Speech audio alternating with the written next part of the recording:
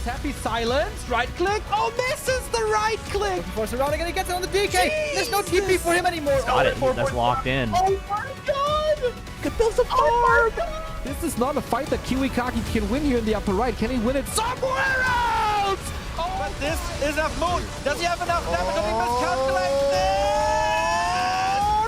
No way. Last serious. Tunnel dead. Right click, Happy. How can you save this DK? You have no resources for a potion. Trying to nuke. Doesn't work. Step out. Funny composition, not the right one by Johnny Cage. Stormbolt. Where all the trees go? Perfect shockwave. You don't have much time. Shockwave. Here we go. One more right click. Lin. Guagua. Oh!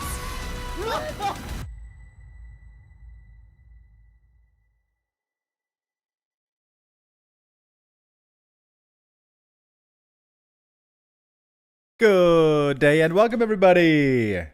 I am not muted today. For once. Very nice, very nice.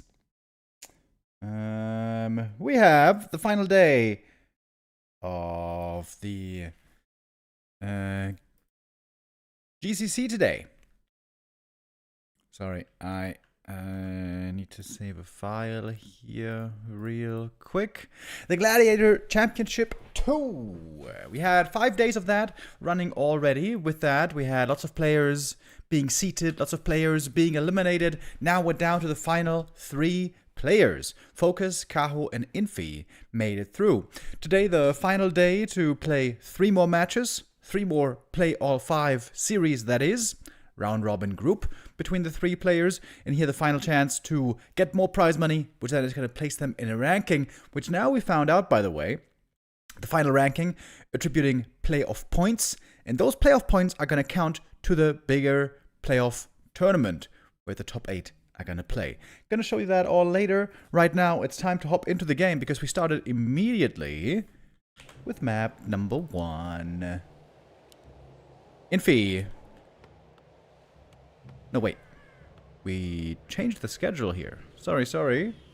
This is FoCuS versus Kaho. Not FoCuS versus Infi. Whoops. I thought that was supposed to be the last game today. Turns out it is our first starting things off here on Northern Isles.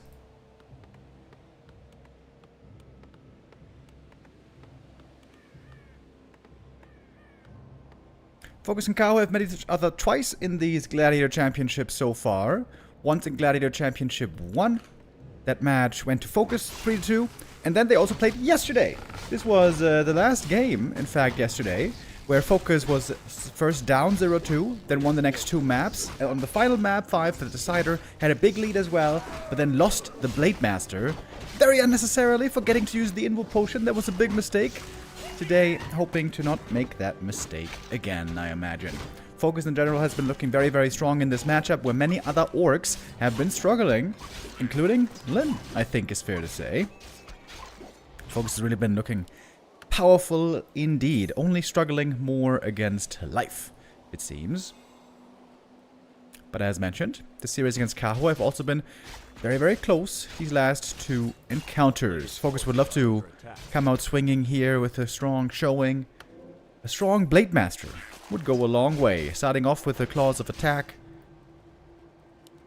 And normally on this map we see consistently both heroes well equipped, the Demon and the Blade, thanks to the Marketplace.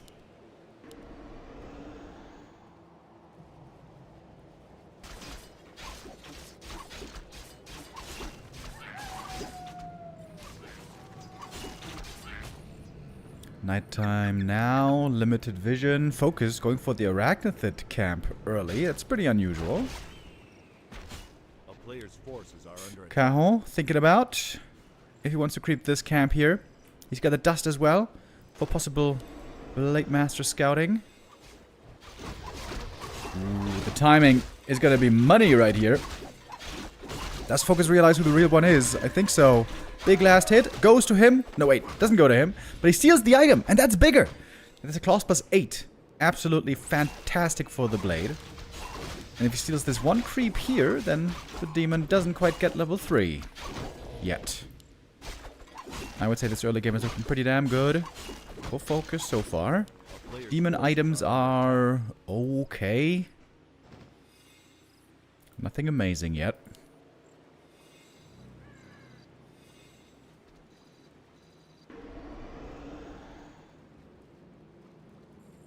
Blade also avoiding getting mana burn, so he's got quite a bit of Windwalk available here. Didn't buy any circlets, by the way, so FoCuS is pretty rich. This might mean he can go for a quick expansion. Player's forces are under attack. The grunt movement here is very suspicious. Kaho should know what's going on with the Blade Master trying to creep up over here. Gets the big item, big Invo Potion. Ooh, that's great to have indeed. And the demon in the middle, creeping with the Wand of Illusion. Ooh, I like that. Normally the orcs love to take this camp for themselves, but now it's the demon claiming it. Gets the big item here. Unfortunate with the Rune Bracers. That is the worst item probably in this matchup.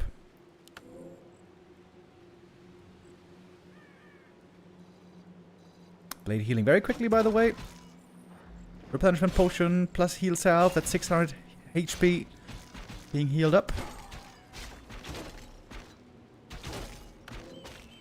Getting the rest of the camp might be just enough for level 3. Oh, where are we going? Staff of Teleportation. Ooh. Creeping this camp away. Alright, he's gonna get the big consumable here. Hoping for a survivability item. Haven't seen that before. Big heal potion! Fantastic. Precisely what he would have loved to find. And so the demon now looking very well equipped as well. Had a bit of a slow start, but now double circlet, Ring of Superiority, heal potion. And FoCuS with the Serpent Wards first. Kind of rare to see these days. Maybe just to be able to creep faster with the Shadow Hunter.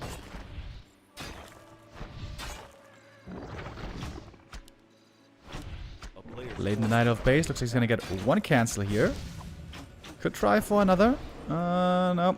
That's a bit too risky. He knows the next entangle's ready.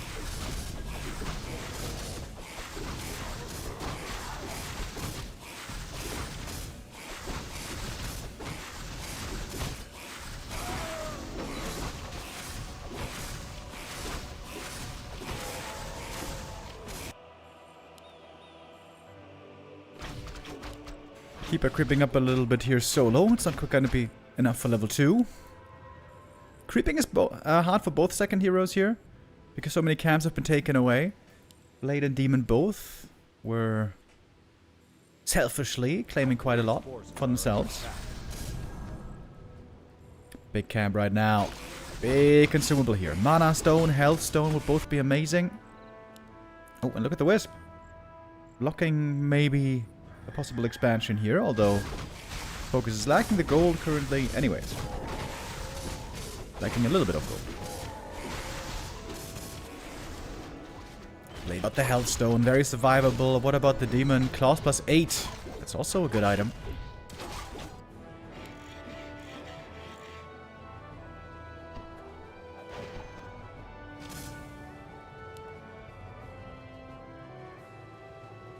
No, Shadow Hunter very far forward, a little bit too far as it turns out. Gets mana burned right away, though it is only level 1 mana burn. This fight is starting without the Blade. Speed Scroll used. Now the Blade shows up. Waiting for that heal wave still. There it is. I wonder if level 2 Immolation was the right choice here. I guess the level 2 Immolation helped him creep this camp earlier on.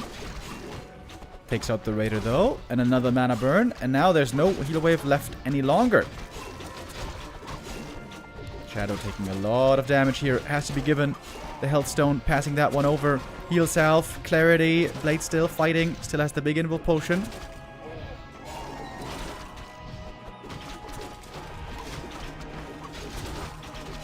Heal Pot still on the Demon Hunter. And this is a lot of kills being... or going both ways. Oh, doesn't use the heal wave here. Big mistake by FoCuS. That heal wave could have been used. Oh, now it's more losses. Uh-oh. Bad fight for FoCuS, as it turns out. Invo Potion used. But no salve running. There's not even a good Invo Potion. Yeah, bad fight. FoCuS way too far ahead here.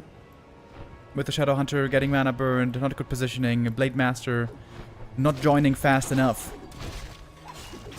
A little bit sloppy, to be honest.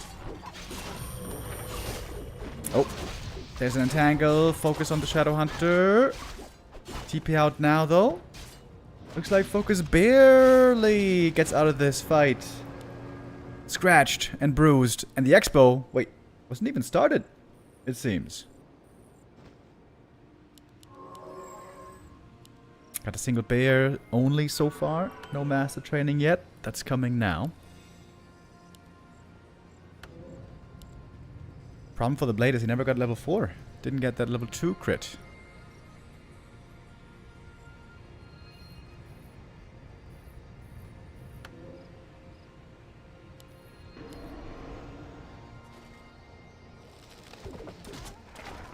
Big creep here at the red. Oh, FoCuS looking for the creep jack.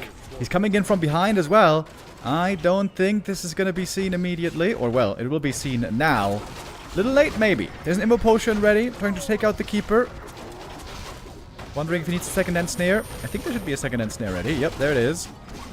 Keeper gone. Kodo coming in. Oh, is the big creep jack for FoCuS. Seemed like that previous engagement didn't go too well for him. But now this fight is going fantastic.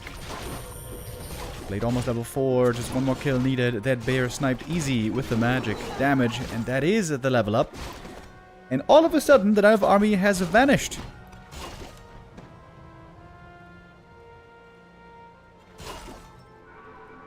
While the Orc expansion is coming up, one creep jack to totally swing the game in FoCuS's favor.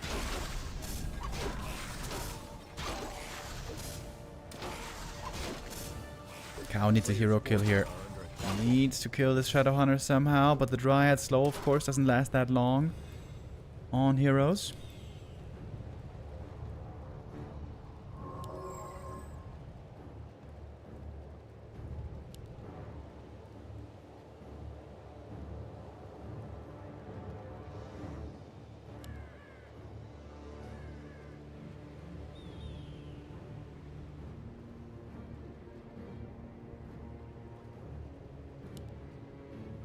Players' forces are under attack. Peons should be sliding over now. Expo gonna be fully running momentarily, and FoCuS's position is looking better and better. Didn't get the next Invo Potion. That's gonna be another important pickup. Ready in 10 seconds. I think nobody bought a heal scroll so far, which is pretty surprising. I guess the resources didn't really allow for it yet. Soon that will change. Players' forces are under attack.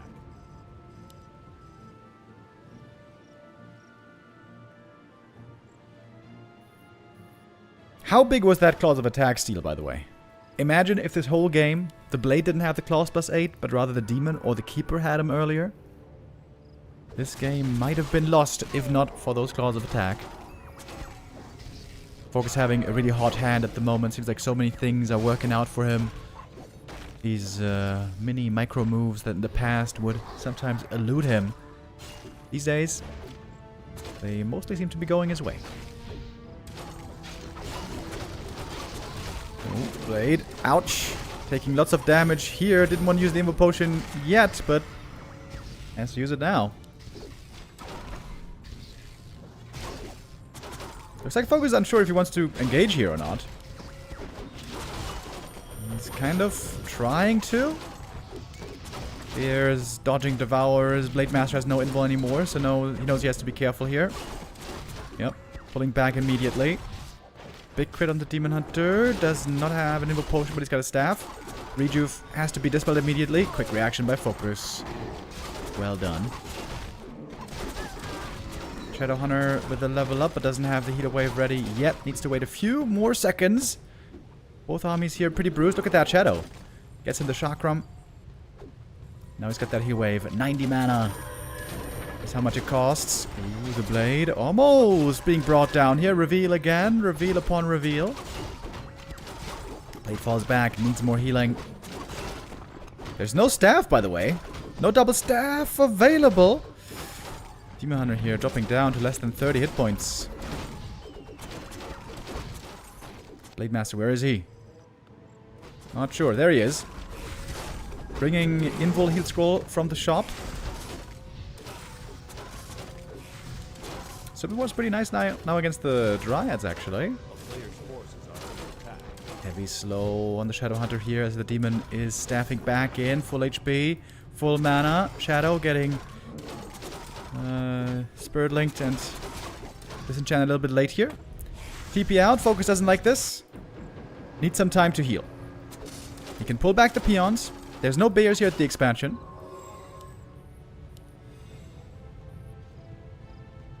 Very tight game. Very close game here so far in this first map of the day. Still anybody's to take. Blade got the Invo Potion here. That's big. Important if it comes to a head-to-head again. And by the way, all these walkers now, pretty useless. Against the Dryads, they don't do nothing. Shadowhunter with a double mana potion. I like that. He's gonna need to use a lot of Serpent Wards here against these Dryads, I think. Demon level 5. Ooh, with so much mana. Could still be the Demon Hunter winning out in the end. Blade has to fight the Demon. He's the only one who can do it. Mana potion used. Demon Hunter doesn't get the mana burns on the Shadow Hunter here. A little bit late there on the Disenchant. Trying to hold on to the Invo Potion as long as he can, as you can see. Now committing with the Ensnare, hoping for a crit. Invuln. And there goes the Demon. No staff to save him. With the Demon dead, this might be it finally.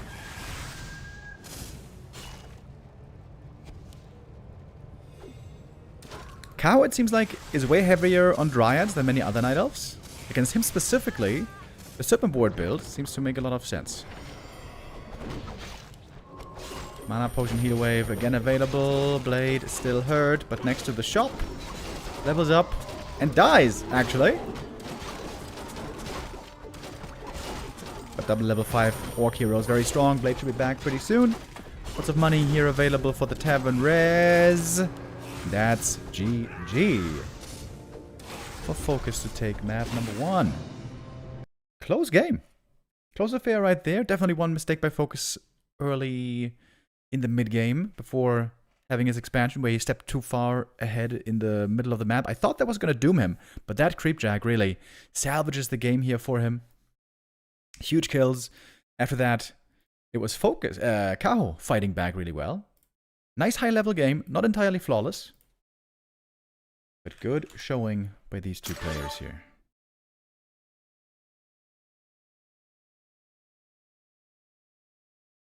With that, FoCuS takes the lead in our Play All 5. Autumn Leaves. Coming up next.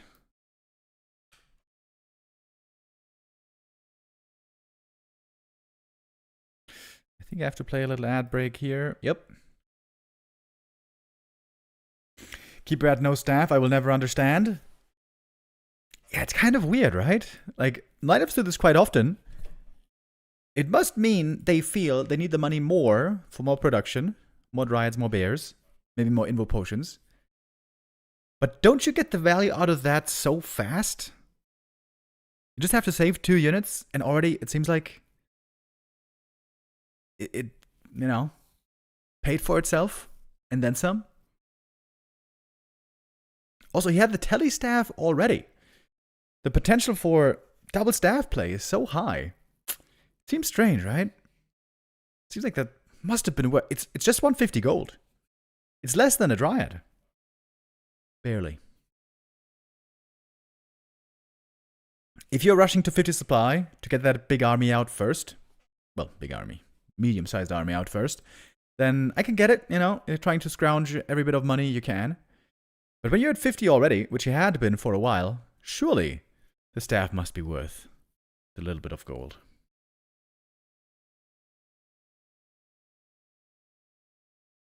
Didn't you say yesterday that you don't like staff play? I don't like Night Elves relying on it too much. I actually don't like telestaff so much on the demon, but you can because oftentimes you get ensnared and then you lose him, you know. So I prefer seeing Demon with Invo Potion, no Tally Staff, and all tank items. Maybe even not Orb of Venom. But even if the Demon is ensnared and you can't save him, you can save plenty of bears over time.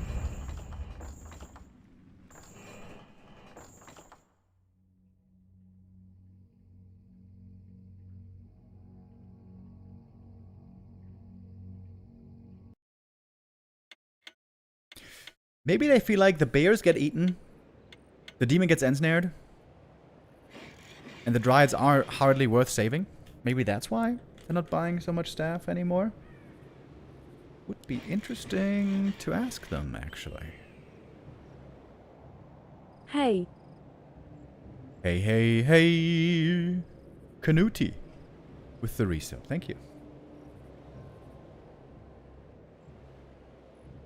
Hey, hey, hey. What's up, what's up, what's up, what's up, what's up? Piconnect.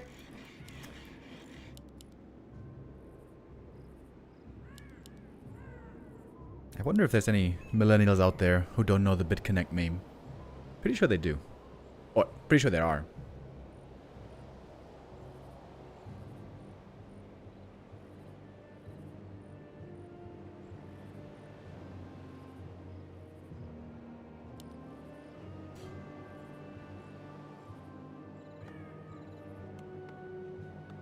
Are we ever gonna see a keeper here in this series?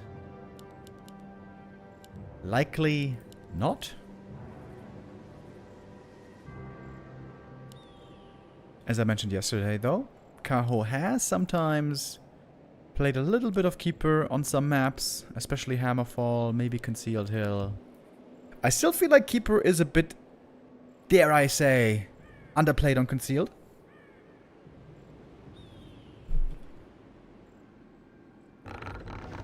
Just fits the map very well, where the orc can't expand early. Keeper gets high level normally quick. Gonna be forced into Shaman.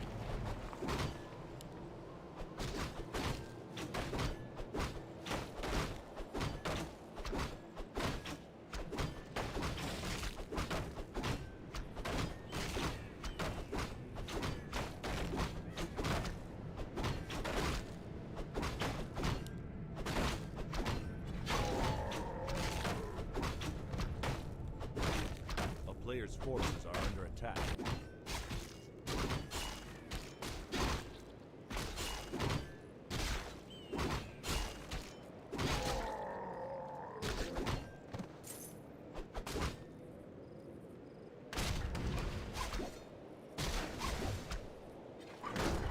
Oh, dream start for the Demon Hunter right here. There we go. Claws, slippers, absolutely perfect. FoCuS trying to steal the item over here at the Ogre. I feel like this is his standard opening right now in this matchup. Just the timing varies a little bit. Dust for the Demon. No circlet yet. Oh, chance for a last hit steal, by the way. Oh, oh, oh, oh, oh, oh, oh! Got it. That's huge. Holy. Crazy good items for the Blade, though. He got Slippers and Agitome +2. Hitting the lottery, basically. +5 Agi from this camp. Blade level 1 is normally 22 Agi. Demon is normally 21 Agi on level 1. Now he is +5 Agi early. But big experience lead here this early game so far. Going to Kaho. Thank you very much, Warcraft 3 player, with a gift sub to Ryan MacPoland. Greetings to Ryan and Poland, I guess. Oh, and look at the Demon, how confident he is. Gonna creep the next camp as well. Taking quite a bit of damage here, but the Shadow Priest healing him up should make this okay. Oh, Blade showing up for the creep jack. The Demon is very hurt, gonna take a TP. One archer goes down. What's the item here? Ankh. That's a great item. When it's all about the Demon surviving, that helps him to survive, or I guess technically revive. And that's a full level lead on the Demon. That's kind of crazy. It's all because of this little last hit right here.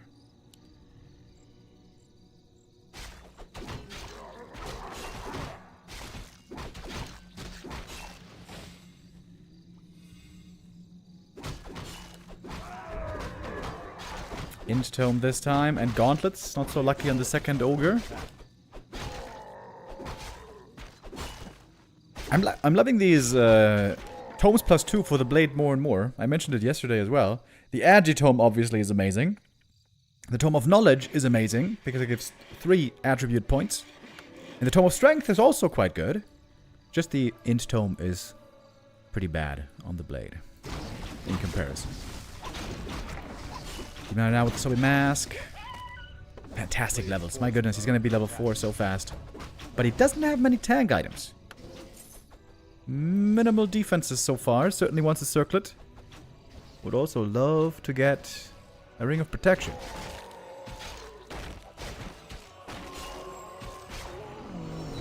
Double Gloves of Haste. Crazy attack speed on the Blade here. Likely he's going to sell one of them later. Gloves have diminishing returns.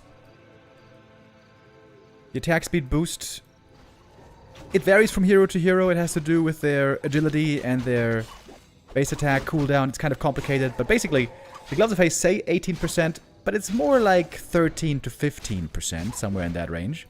And then every additional Gloves of Haste gives less percentage increase. But I think one pair of gloves is great on the Blade. I feel like orcs sell those a bit too often, sometimes. A player's forces are under attack.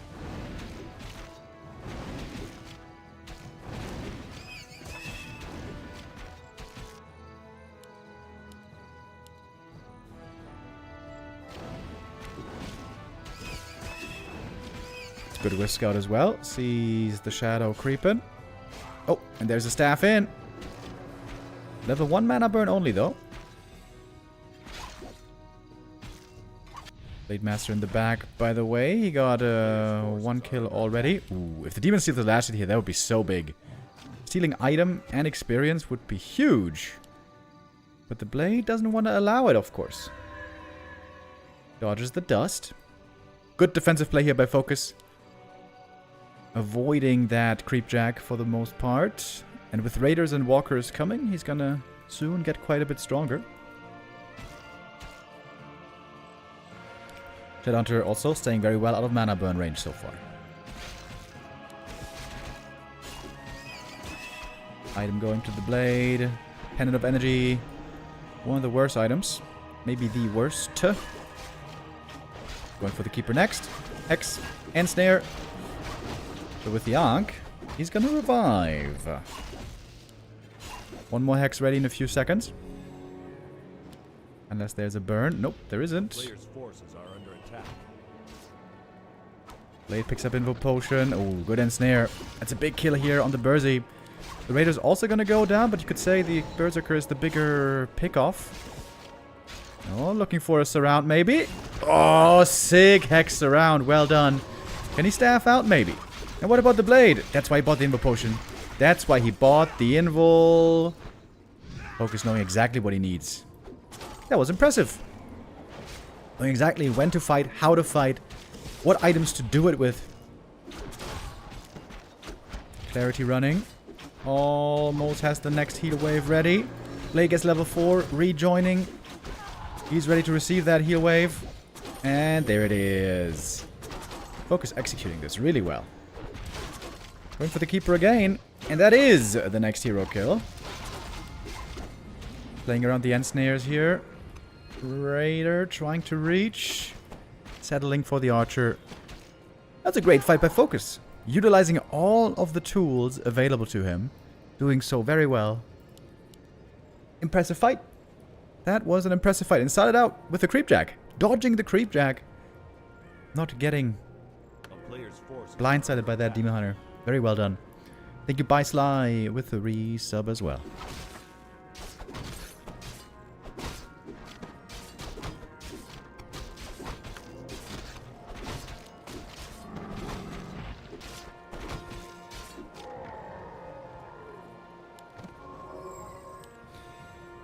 I like also how more and more players are keeping the pendant on the hero.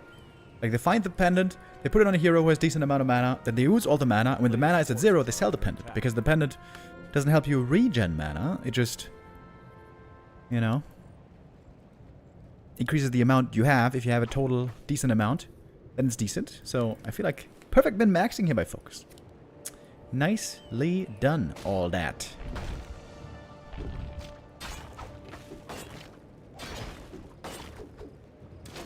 Granite Golem would be wonderful to get. Shadow Hunter, by the way, close to 3. Needs just one more little creep here. 1 or 2.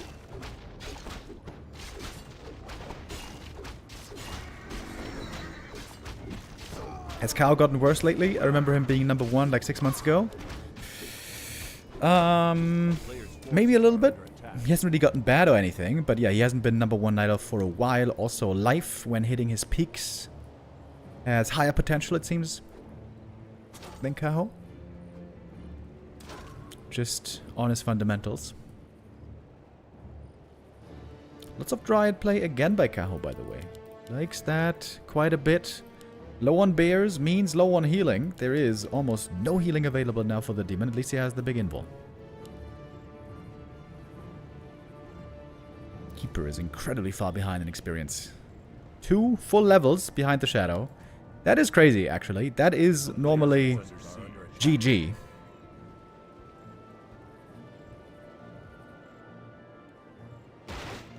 Ancient of War gonna take out the shop. That's kind of annoying. Gives FoCuS, I guess, an excuse to make another shop at the expansion.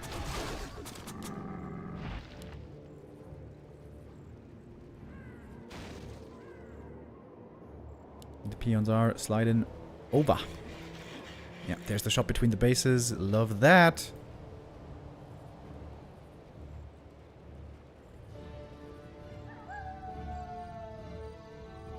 Kaho really needs Wellspring upgrade. It is very good. 75 gold, Night Elves. 75 gold. A player's forces are under attack.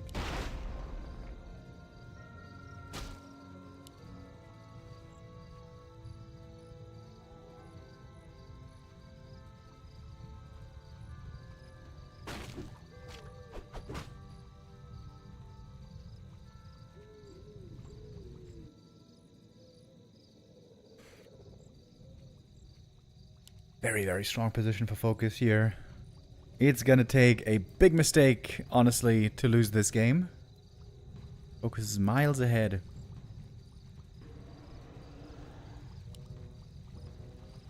Adding a Berserker, very valuable against these Dryads.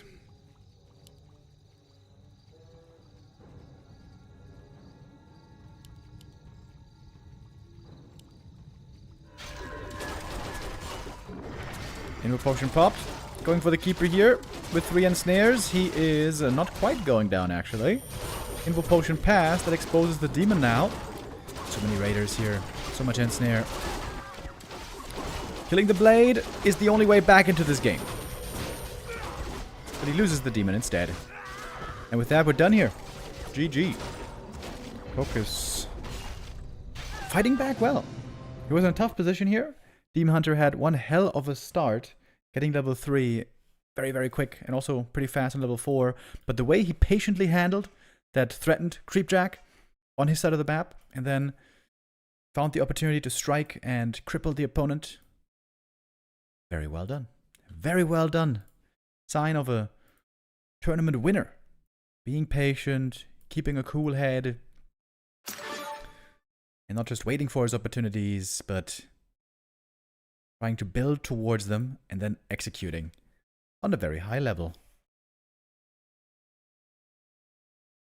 That is kind of what peak FoCuS has been looking like lately.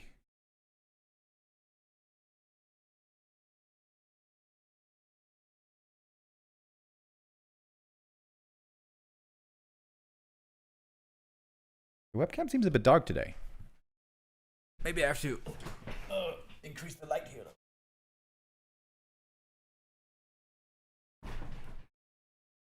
Yeah, that seems a bit better. Now it's too bright though. Yeah, migraine. Alright, that seems to be a good middle ground. 3 matches again today in the Gladiator Championship. At the moment, FoCuS is en route to take first place. The players who win the most games, meaning the most maps, win the most prize money. And in the end, we're going to rank the players according to the prize money. Chilling Saturday Excuse with me. Remo. According to the prize money that they've been able to accrue. Zinrock with the resub. Thank you very much. Long-time supporter. Much appreciated. The top 10 placements, by the way, are going to be qualified for Gladiator Cup 3. Gladiator Championship, I should say. Gladiator Championship 3.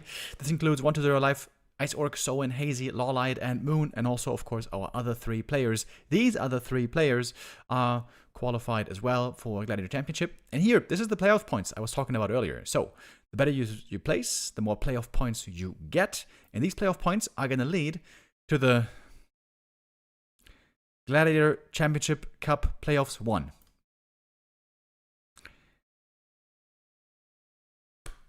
I'm glad we have this tournament, and it's been many great games, but the naming convention is so bad in this tournament. We have Gladiator Cup, we have Gladiator Championship Cup, and now the follow-up tournament is going to be called Gladiator Championship Cup Playoffs. This is insanely bad. These should all have different names.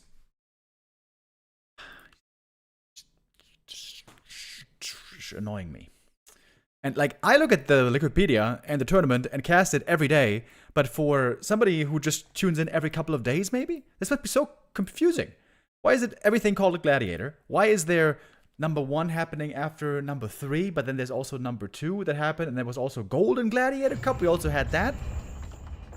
A million goddamn gladiators. More gladiators than Ridley Scott has ever seen. Somebody needs to tell these guys about naming things properly. My goodness. Anyways.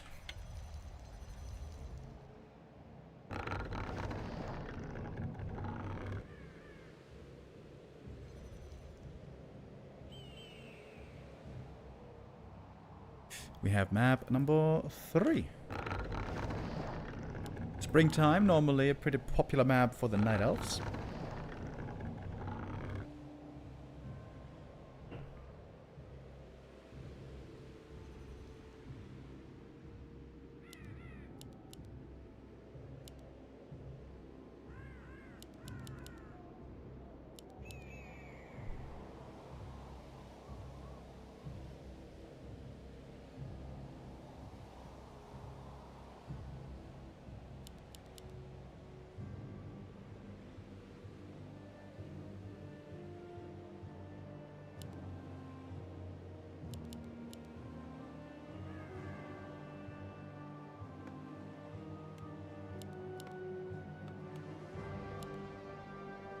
Demon Hunter still the hero of choice. We are not switching to a keeper.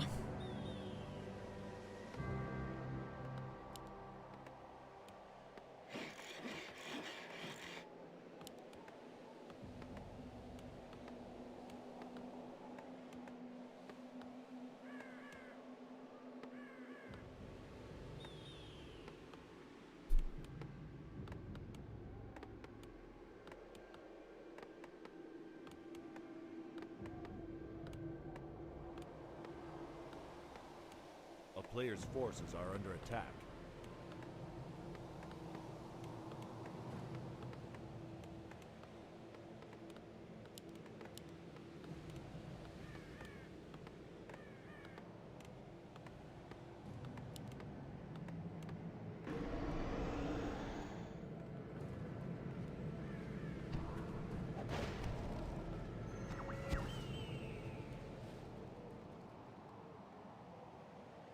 Players' forces are under attack. Demon always enjoys going for a fast level 2 on this map. Double green creep, easy with immolation and the Ancient of War. Takes quite a bit of moon juice though. Claws and mantle. Gonna be nice for the keeper later, especially the mantle. Not so great for the demon early, of course. Ring of Protection for FoCuS. Alright, not a great start for the Blade Master. If he doesn't get some better finds later, this might be a pretty weak Blade game. Certainly gonna have at least to buy 1 circlet, maybe 2.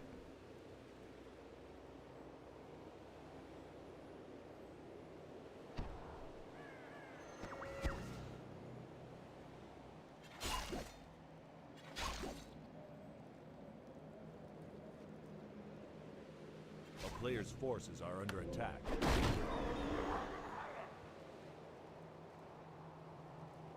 Double circlet picked up. With that, the Blade Master actually has the stronger inventory now than the Demon by quite a bit. But lacking that level 2, of course.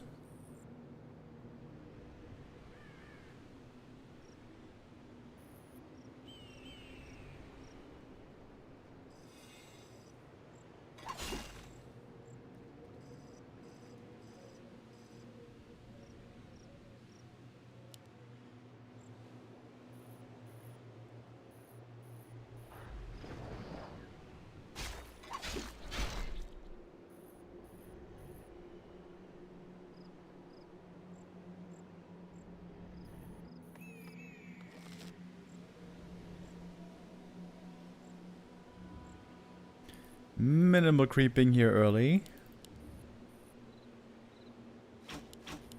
Player's always greedy for the Null Brood right here. Possibly carrying slippers. Which both would enjoy. I myself am wearing slippers right now. They're not red though, and they're not giving me +3 agility, but they're keeping my feet a little warm. A little warmer.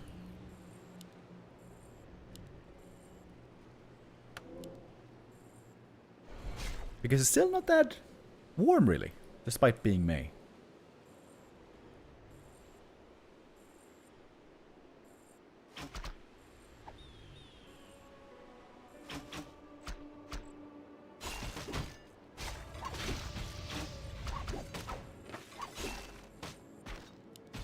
Get the dust here, so that archer should be doomed. One going down, but the demon at least gets the item. Experience picked up as well. Only a cloak. Demon will need some more tag items this game. This is not enough by any stretch.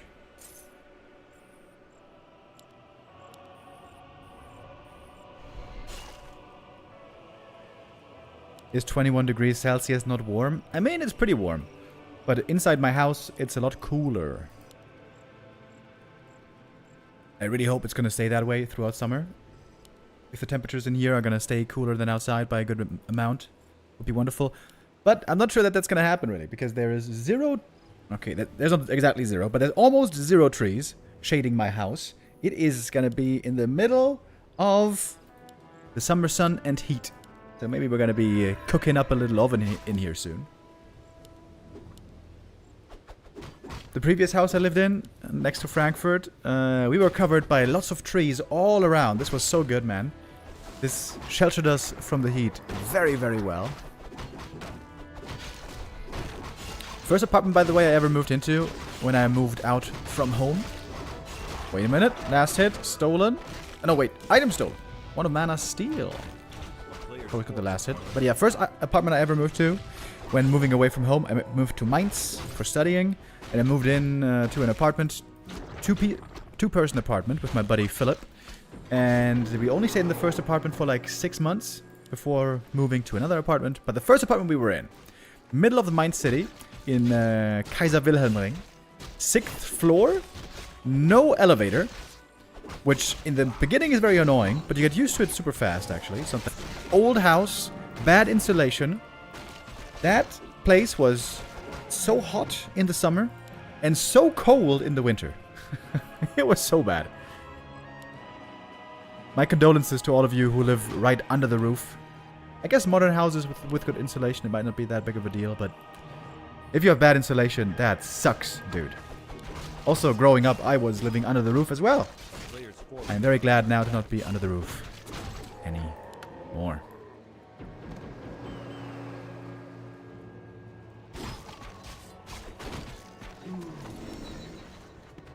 What did you study?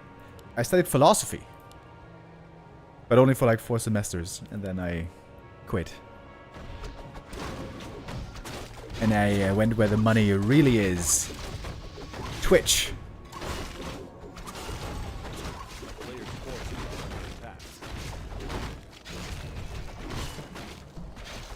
PC room in the basement is the perfect setup.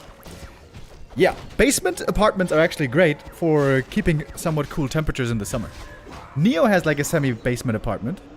the way he explained it. He calls it a Sutara. Still not exactly sure how it looks and works. Oh, there's Raider. In the wrong neighborhood. Disenchant is ready. Not even gonna use it. Raider down for free. Demon, by the way, finally got way better items. Got the double circlet and a big heal potion. He is looking very ready to fight. Blade also good items. Hood of Cunning always seems like mediocre on the Blade because the int is wasted on him.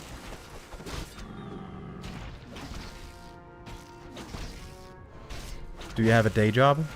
This is my day job, baby. This is my job. My job. We're seeing lots of Dryads again for Kaho. Seems to love this style. He is in fact not even... No, wait, he is tier 3. Excuse me. Even tanking lots of damage here. He knows he's got the big heal potion to rely on. Where are the mana burns, by the way? Okay, there's one. A little bit late, maybe. Blade low HP. This fight is looking good so far for Mr. Kaho. Kodo comes in now. Time for another mana burn, maybe. Ooh, Shadow tries to get the Dryad kill. Oh, and that costs him his life. And just like that, the game's over. That was a short one. Kaho building towards a strong timing with lots and lots of Dryads. I feel like FoCuS should make 1 or 2 Headhunters against Kaho. Clearly he likes the Mass Dryad style a lot. Or maybe go Serpent Wards. Feels like he's a bit too light on a piercing damage quite often. Kaho keeps things interesting here.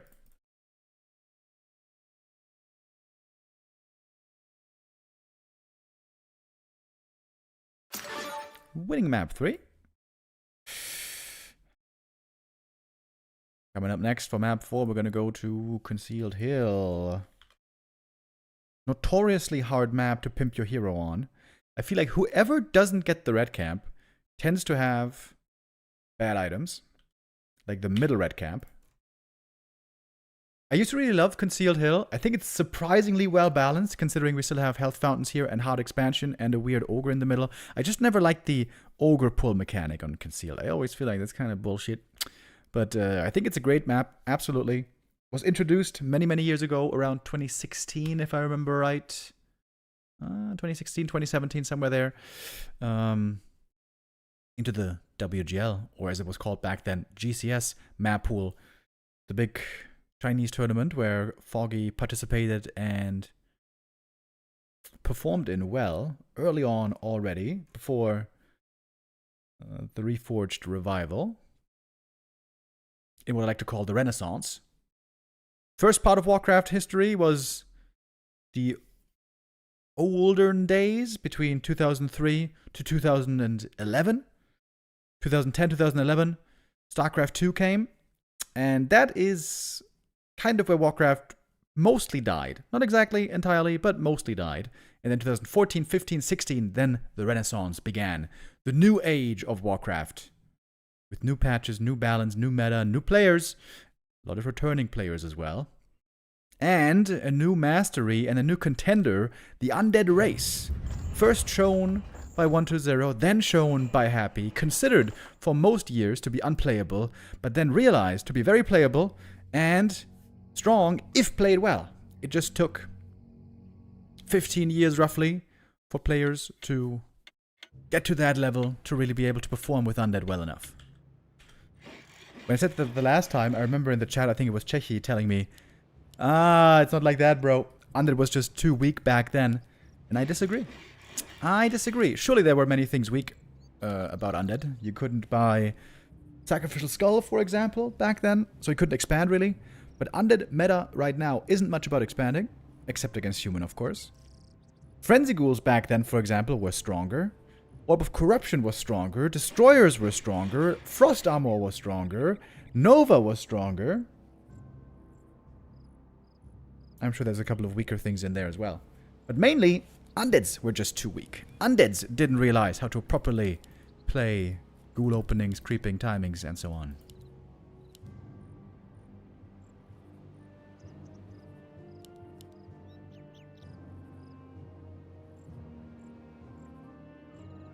The Yaws run was crazy. Hell yeah, dude. WCA 2015. When the Chinese community dubbed him and some others the tourists who would only go there for sightseeing, had no chance of winning, and then Yaws made to the grand final, was 2-0 up in the grand final against Fly, and then lost, sadly. But still, big success with second place, big prize money as well. I mentioned this a couple of weeks ago, reminiscing, you know. Yaws back then, grand final was on Sunday. Yaws wanted to go out partying towards the end of the trip in China, and we were like, yeah, we're gonna go party on Sunday after the tournament's over. And Yaws like, man, I don't know. Sunday's kind of a bad day to go out, and also I'm having a flight early on Monday, so I don't want to be hungover, you know, on the flight home. I don't think I want to go out on Sunday. So I'm gonna go out instead on Saturday night and stay up late and go drinking and party with HLA. Despite his grand final being Sunday morning. And I was like, dude, what are you talking about? You're rather gonna be hungover in your grand final, career-defining match. Instead of being hungover for a goddamn flight, I'm always hungover on the flight. I couldn't believe it. And yeah, he did it. He did it. He went out on Saturday. He was hungover in the grand final. I still can't believe he did that. If he hadn't been hungover, maybe he would have won. Maybe he would have made $20,000 more. I wonder if he regrets that, you know?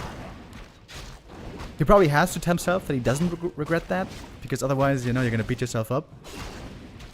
But why would you decide that? That's insane to me. Dude, you guys know, I like going drinking, I like going partying every now and then. But before the goddamn grand final, you could just do it one day later, brother. It's insane to me. Did he need a beer after map 2? I don't think he did that. We call it the Konterbier in German. The counter beer. If you're hungover, bad, on a Saturday or a Sunday or whatever day, just drink a beer in the morning and you're gonna feel much better. That's true, but oftentimes one beer leads to another beer leads to another and so on. You know how it goes. And then the second hangover the next day, ooh, that one's really fucked up.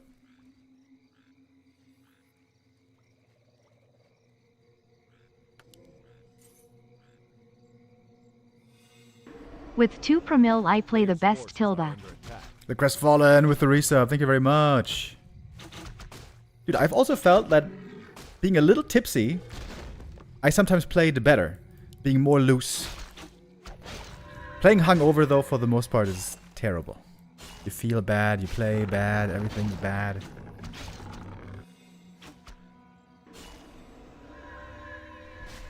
What are we talking about? That was Yaws. Yaws in his legendary run WCA 2015 in Yinchuan, China.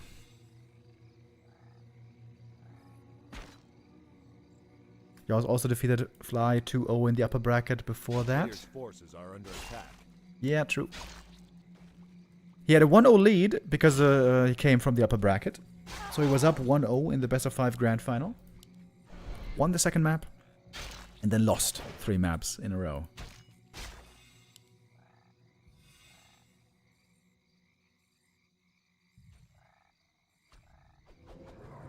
I find that drinking really helps me loosen up when I'm self-conscious about my driving skills. Yeah, that sounds like a great strategy, bro. Keep at it.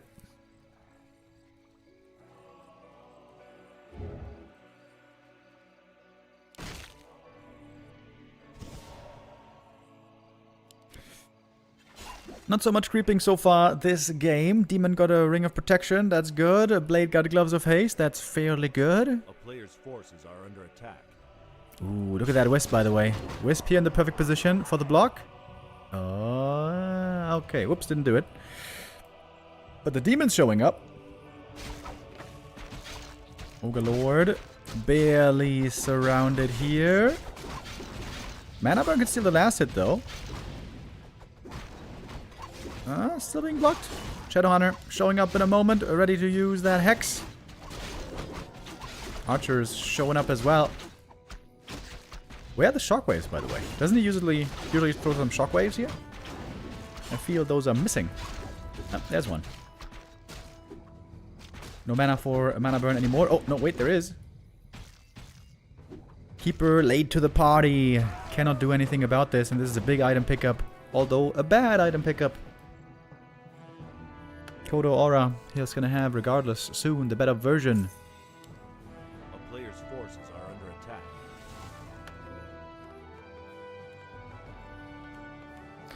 Do you remember casting your first major Warcraft III final?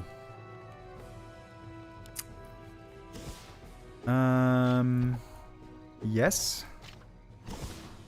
What would we consider the first major Warcraft 3 final? It must be WCA 2014. Yeah, I do remember. That was so stupid, by the way. The schedule, like everything about WCA was so bad. WCA 2014 grand final was Infi versus Yumiko. Infi wins it in the end. Lots of human mirror. Not a great tournament, to be honest. WFZ back then, the best unit in the world. 1-0 was in that tournament. Back then, under the name Tara, before renaming. I always forget if he played Undead already in 2014, or if he still played Orc. He started out playing Orc. But he might have been Undead already in that tournament, but he wasn't that good yet. Would soon be good. 1 year later, 2 years later, 1-0, God. Anyways, grand final, Yumiko versus Infi. They played the first 2 maps early in the morning on stage. Then they had to... This was a planned schedule. First 2 maps played on stage. Then, because they needed the stage for something else, the grand final is interrupted. And the rest of the BO5 grand final is going to be played 4 hours later. I don't even know if it was back on the main stage, or they may have played it in just the normal computer area. So we interrupted the grand final for a couple of hours, and then we play one more map. Infi wins that. Boom. Tournament over. 3-0. That was the most brain-dead, stupid scheduling I have ever seen. But everything about WCA was so bad. That was the most amateur run tournament ever. Oh my god.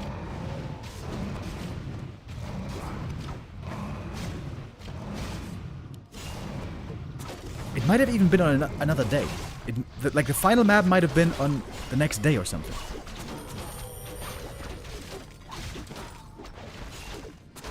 Raider goes down, but we have an Orc here at the fountain. Same time, though, we have a Demon Hunter at the fountain, who's enjoying lots of healing right here. Shadowhunter might be going down next. Invo Potion needs to be passed in a moment. Sobi Mask, ideally, could be passed as well. Seems like Blade and Demon are kind of impossible to kill here. Kodo Beast, though, is possible to kill. Man, this is a wonky fight. Next to the fountain. There's a heal scroll. Invuln as well. Shadowhunter healing up now. Okay, what now? Demon's out of mana. A lot less damage here without the immolation. It looks like Shadowhunter is cornered back here. Blade chasing after the Keeper. That one is dead. But I think the Shadow is going down as well. Oh, the Raider. Oh my god, the second Raider almost saved the Shadow. That would have been so close. He could try to surround the Demon here, but of course there's still Invul available. Why is he not surrounding him? I guess because the Invul. Ooh, the Raider goes down as well. It is a Slobber Knocker over here at the fountain. Blade getting 4. Big level up. That's so weird. We have an expansion coming up behind this, by the way.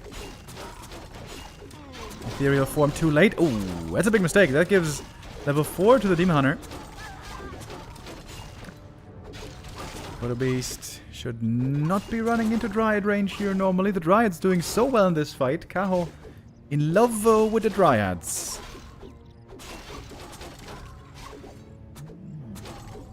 Keeper is back a lot sooner, of course, than the Shadowhunter.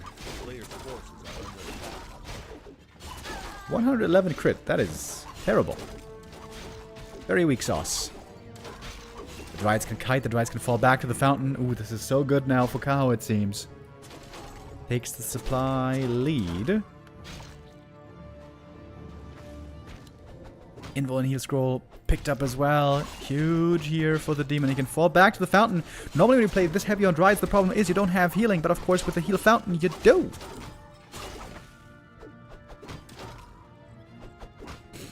Expo now up and mining. Peon's retreating immediately. FoCuS knows. It's a follow-up attack coming.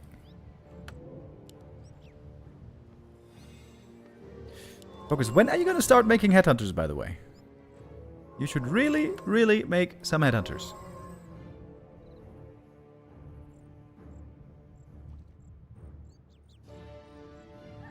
Ooh, the free healing here is so good. I feel like Kaho is in a winning position right now. A player's forces are under attack. FoCuS being patient, creeping up more. Super Mask running on the Shadow Hunter here is great. He's going to get to basically full mana. And the demon healed from the fountain, but he didn't get mana from the fountain, so he might not have that much immolation available. Big mana for the Shadow. Got lots and lots of juice. Dryads, of course, not good at killing buildings, so ignoring that one for now. FoCuS, why are you not making any headhunters? That seems crazy. That seems crazy. Big mana burn right there. Minus 100 on the Shadow. Speed scroll charging in. Kaho looking for a snack.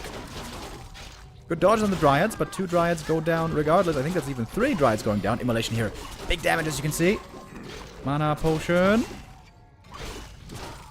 Where are the headhunters, bro? Are you kidding? No headhunters? Okay, now no more mana. No more immolation. Also no more mana burn. Ideally the Dryads could fall back to the fountain, heal up there for free.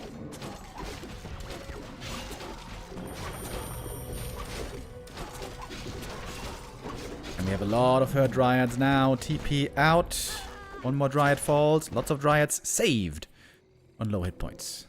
And now finally Master Bear is joining.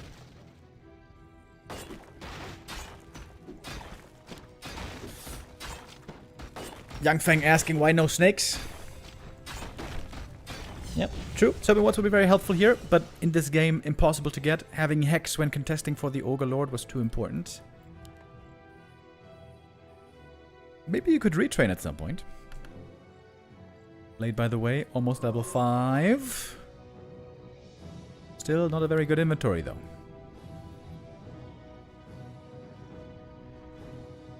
Blade scouting ahead. Ooh, is he gonna have the creep jack time perfect? Nope, nope. Blade revealed. FoCuS could wake up the creeps here, maybe.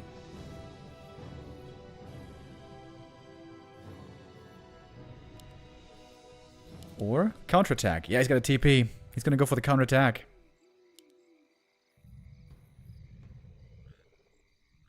Kaho might be realizing this is happening. Ooh, sappers! Oh! He sees the sappers! Oh! Double sapper catch. Oh my god. 430 gold down the drain. Oi. And level 5 blade. Ooh, that's really bad. That is really, really, really bad. That might be GG.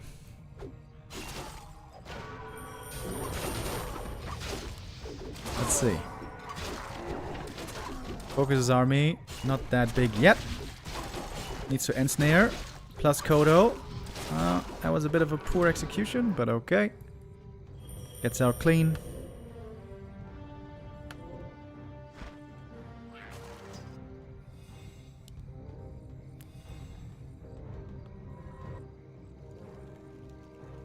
Supply lead down. FoCuS, of course, benefiting from the expansion.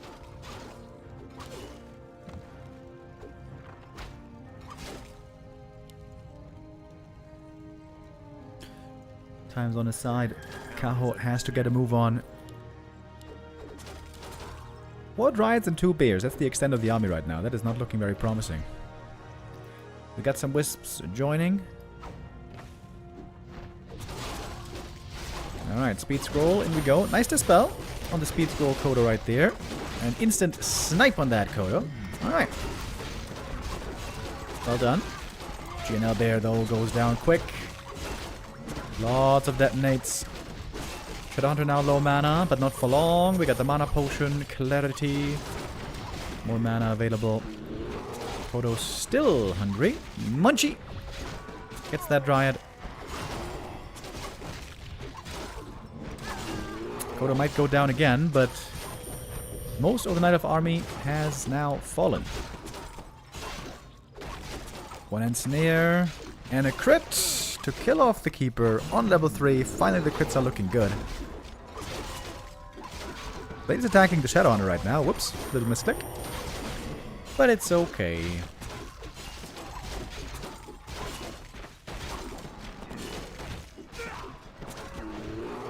GG it is! And FoCuS is the winner of this series today. Gets revenge for yesterday, where on the final map, FoCuS gave away this series, making a big mistake. But today, takes the first W, and on map on day 6, by the way, players get the most prize money for winning maps. It is over $70 per map win. So this is where you want to win high. This is where you want to make bank. We're playing all 5 maps in all these games today,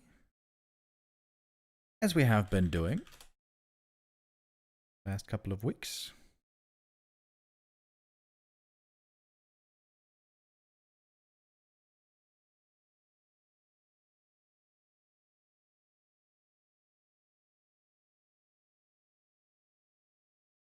Infi. By the way, I guess I should have known that Infi wasn't going to play the first game because they always schedule Infi later in case he oversleeps. Which he also did, by the way, yesterday. Infi was supposed to play a show match, random versus random show match against Hazy, but Infi was unavailable, too early for him, at 7 p.m. or 6 p.m. I guess it would have been for him. Now it should be 9 p.m. in China, right? Yeah. At this time, Infi should be awake. Let's check his stream right now. Is he streaming already?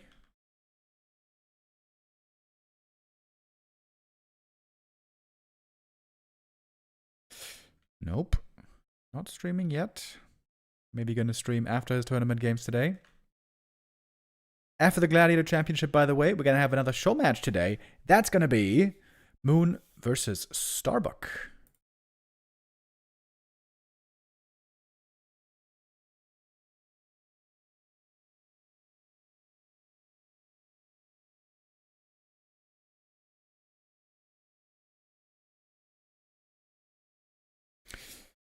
This little tournament series is called Can Humba Beat Moon? Because Moon recently has been looking absolutely fantastic against humans. All the humans so far have been unsuccessful in trying to beat Moon. Today, Starbuck's gonna try.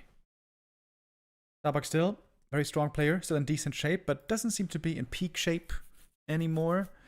He is now a working man, busy also with real life, so cannot invest all of his time into practice.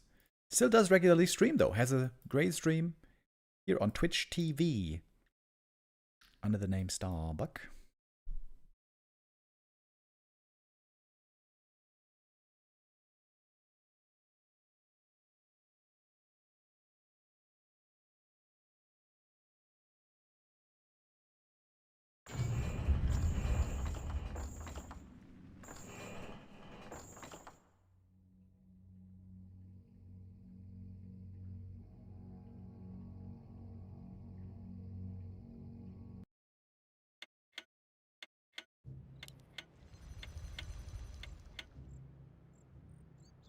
Alright, here we go. Final map for us here between these two players today is going to be Hammerfall. After that, it's going to be Infi... Actually, I don't know if it's Infi versus... Wait. Is it going to be Infi versus Kaho? I think the admins probably posted it somewhere.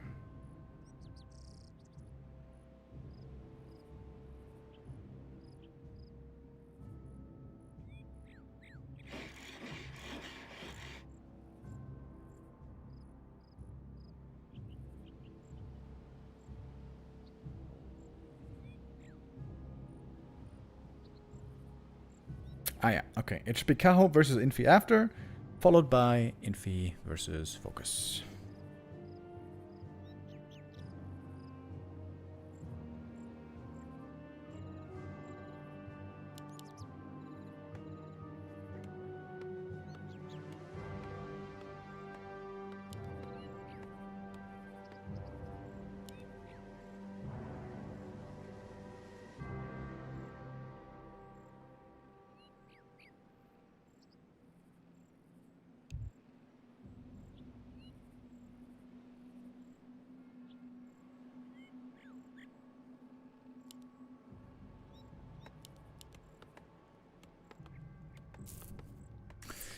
It's been a story of a duel of strength, I suppose. Blade versus Demon Hunter, always the head-to-head. Forces are under attack. The carry heroes in the late game, the agility machines. They're going to be required to look strong in the late game with high levels and good items. That's what the early game is all about, trying to find the progress necessary. Oh! We have a double raid, by the way, coming in. Oh my god, we're being raided twice. Thank you very much, Saul Apeman. Thank you very much, Tasteless. Hello, hello, everybody. Oh my goodness. Getting flooded on this beautiful Saturday. We have a lot of wonderful Warcraft games in store today, guys. This is the Gladiator Championship, where 12 players, many of the best in the world, have been playing for the last 6 days. And today we're down to the top 3 players. Kaho and FoCuS here on the final map. After that, also Infi, a legend of the game. So if you're feeling in the mood for a couple of hours of wonderful Warcraft action, then stay tuned. We should be serving up some wonderful Warcraft here for at least another, like, 5 hours or so. Are under attack.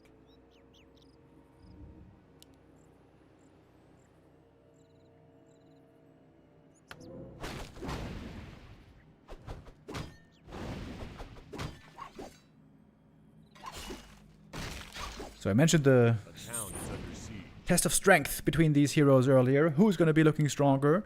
We have to take a look at the inventory. It's going to tell us a lot. These heroes want lots of stat boosts. More attributes, more agility, more damage, more armor, more attack speed. So far, of course, we're early into the game. Just 3.5 minutes. Minimal progress. Only level 1. Only 1 item each. Gloves, circlet.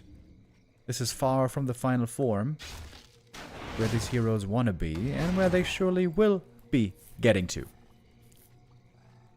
To make sure, though, you need to be creeping some caps. You need to be gathering some more items. Players' forces are under attack. Blade Master here taking the turtle. Archer's almost had the last chance, I mean, for a last hit steal. And every last hit matters. He's trying to cancel the healing with immolation, but this doesn't work, by the way. It seems like he doesn't know this. This is very advanced Warcraft mechanics. For a spell to cancel heal self on a hero, it has to do at least 29 damage per tick.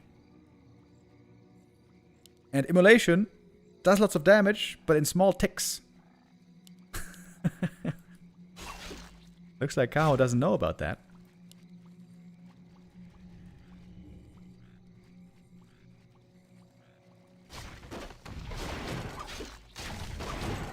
$29, isn't it 20?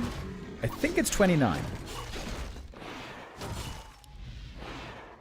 Because when you mana burn for 28, it doesn't cancel the heal self. Unless I memorized that wrong, but I think it's 29. I'm feeling fairly certain about it, but I had been feeling certain in the past and had been wrong, so I would say 90%. I'm feeling right about this. Alright, finally some more items for the Demon Hunter here. Got the circlet, got the Ring of Regen, very good for healing as well. FoCuS is right there though. Looking to punish with a Screepjack here. Gonna take out that Archer at a minimum. And the Ancient of War as well. It's kind of annoying. Can't be used now to continue creeping.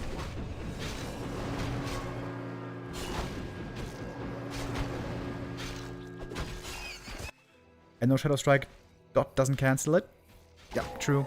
Also level 1 Entangle doesn't cancel it.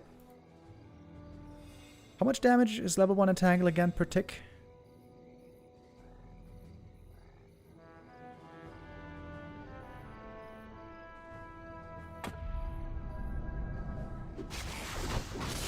It's 15 damage per second. Oh wait, does level 2 Entangle cancel healing? Because that's 20 damage per second. Maybe you're right with 20? Oh damn, then I misremember that, or I remember that wrong all those years.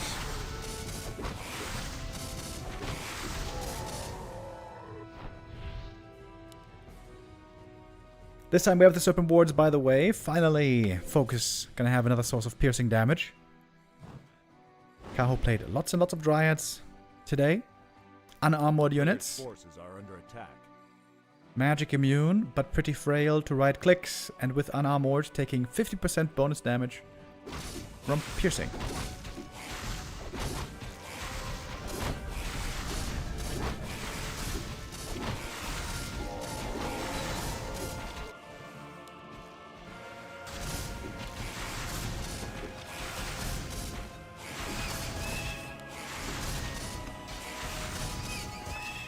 Players' forces are under attack.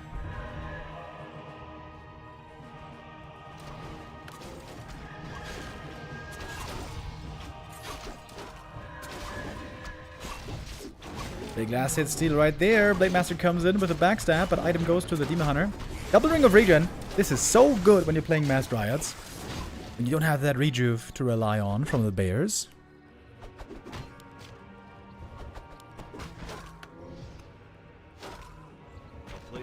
FoCuS going for a heal scroll. It's pretty expensive. 250 gold.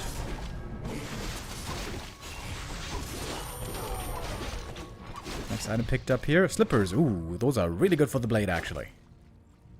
Could drop the heal scroll. Pass the slippers. And the blade's inventory is going to be very good.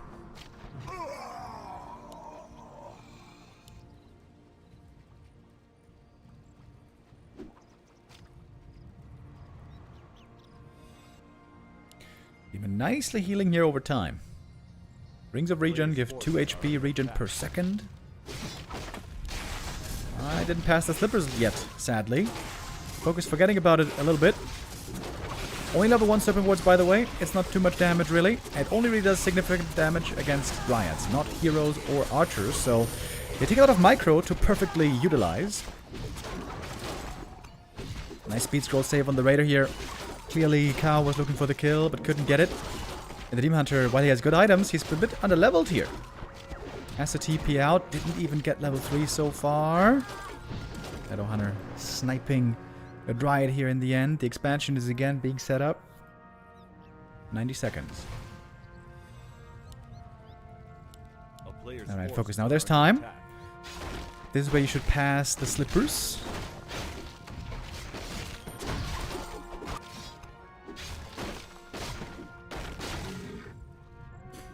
Oh, Heal Ward. Always a beloved item for the orcs. And there's another good camp to go for here. Close to the main base. Now we got the slippers on the blade. Very good. Only item here he's missing is Claws of Attack. And then he's going to be looking fantastic.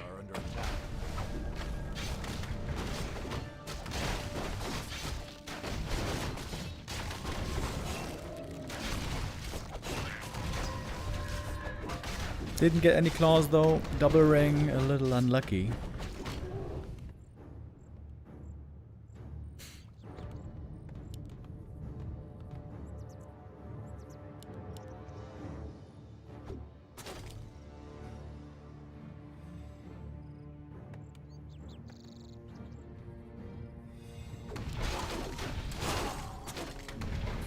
Blade would love to hit that level 4 right here. He doesn't have the level 2 crit yet. With that, critical strikes so far pretty weak. You can see only 86. But now, we're gonna get level 2.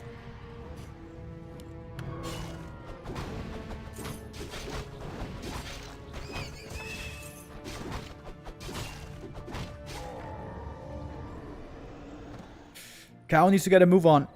This expansion he cannot allow to be up for too long. He's now breaking into upkeep. These two bears will have to signal the attack.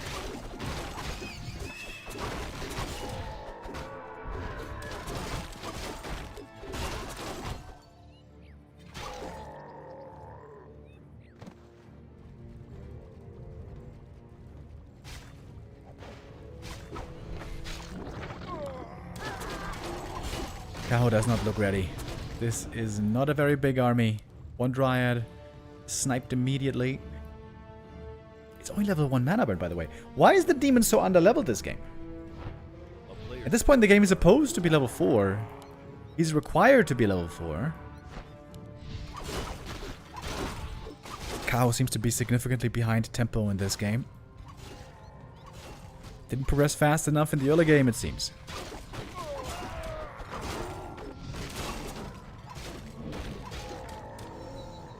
Normally the Orc is always defending at his expansion when reliably the Night Elf is going to have to go for the all-in. Fighting so far out on the map shows the confidence that FoCuS is feeling. Kodo's going in. 2 bears devoured. Maybe one Kodo can be sniped. Kaho has to take out these Kodos. He has to retrieve his bears. And one Kodo he should be able to get. The Demon Hunter, though, almost dead. He staffed out, saved, ready to rejoin. Kodo picked up where the other one left off. Devoured that bear again. And that is pretty much curtains for the Night Elf. Army has vanished. Only the heroes are left. And the demon is strong, but he's not that strong. That is GG. And the win for FoCuS. In this tournament, we play all 5 series, so even if a winner is determined earlier on in the play all 5, we still play out all the maps, as all the maps are worth additional prize money.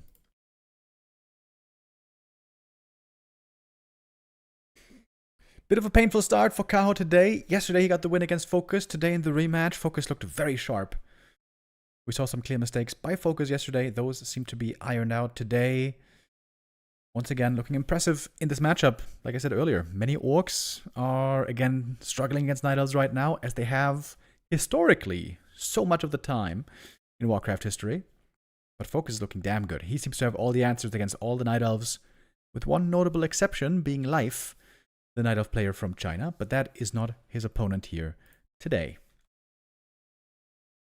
Kaho is going to play his second and last map now. Coming up next, he will be facing Infi, the human legend, by Is that true? I'm wondering right now, is Infi the most popular human goat? If we were to poll the community, people around the world, you know what? Let's do that right now. We have a couple of minutes of time. In my opinion, Infi, probably the best human of all time, but it's kind of tough, right? In Warcraft 3,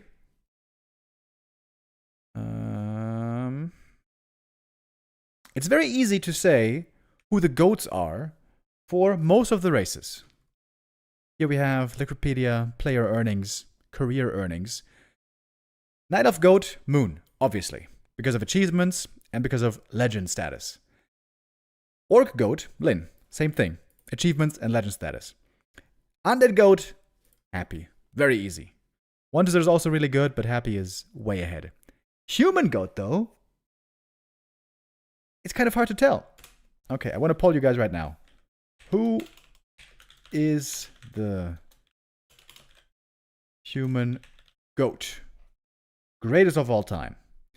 So, a couple of people in contention. Infi, TH, Sky, Todd. Who else might be relevant? I think that's pretty much it, right? Infi, TH, Sky, Todd. 40. Oh, yeah, 40, of course. Whoops. 40. All right. Poll up for 3 minutes. I wonder which one you're going to choose here.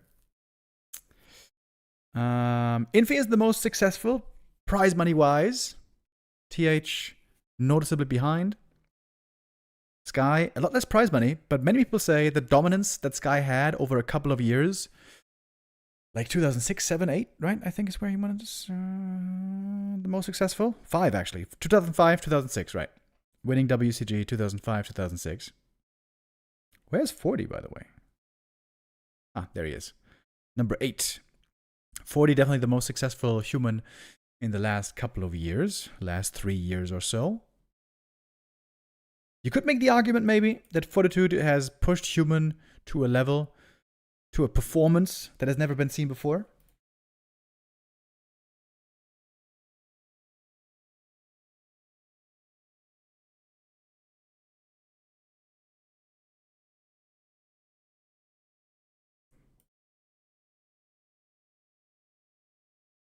Okay, this is the... Whoops. Where'd it go? This is the poll right now. Infi is leading. Sky right behind. Nobody's really voting for TH and Todd. 40 also a couple of choices. Not too many ballots being cast, though.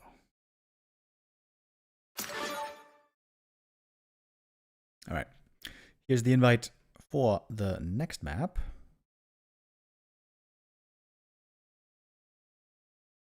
Northern Isles is going to be coming up next. Infi against Kaho. 1 minute on the poll. Should I cast my vote as well? Nah. I'm going to leave it uninfluenced by me. Looks like Infi's winning with 40 in second. It's pretty close, though.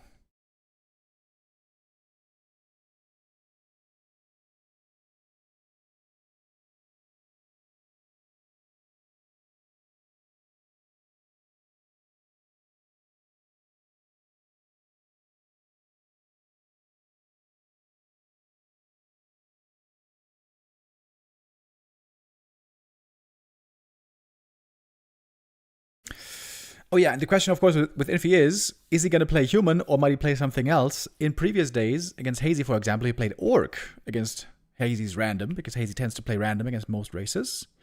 Here, Infi, we can confirm, is playing human. Kaho with Night of course. In this tournament, and pretty much in any tournament, it is possible to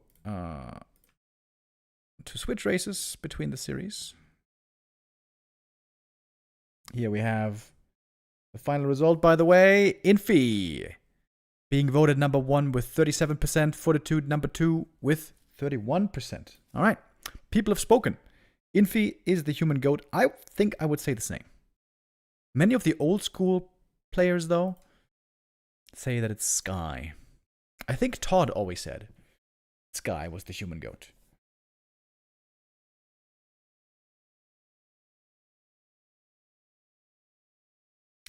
How much advantage do you gain by playing random?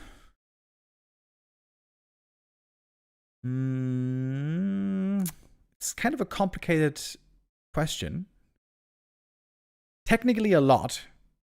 Normally, you always want to have the perfect counter build against your enemy race, but if you're playing against random, you have to guess, so very often you're left with a suboptimal build.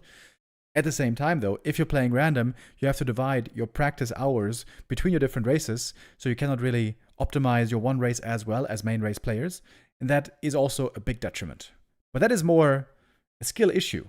Technically, if players played perfectly, random would be, or let's not say perfect, but close to perfect. If players played close to perfect and could do so with all races, random would be by far the best. But it's, you know, it's easy to say, hard to execute.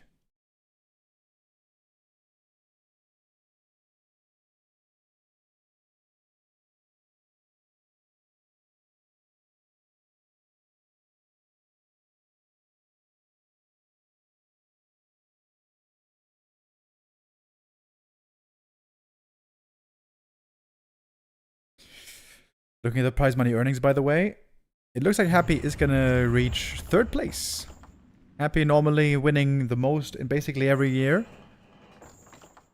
The career all-time earnings looks like Happy will be overtaking Infi soon. Maybe he can even overtake Lin, but that would be hard to do.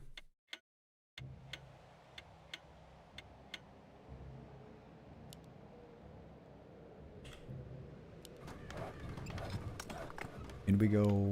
Map number 1. Infi versus Kaho.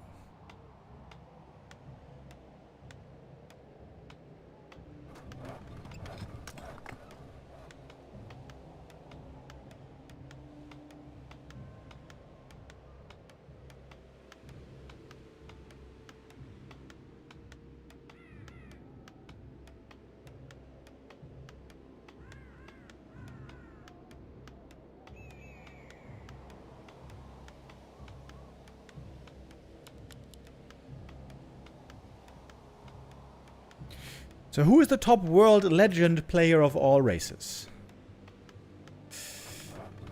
The top legend? The biggest legend of the game ever is Moon. Moon had incredible stardom back in the day, inside and outside of Korea. If you ask all the normie esports fans who don't know anything about Warcraft, the most known player would be Moon, followed by Grubby, I think. Grubby also was insanely popular back in the day. I mean, he still is. Not so much as a tournament competitor player, but very successful, very famous streamer, of course.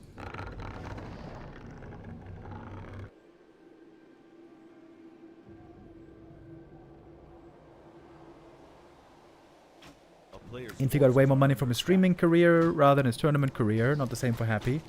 Yes, true. Very true.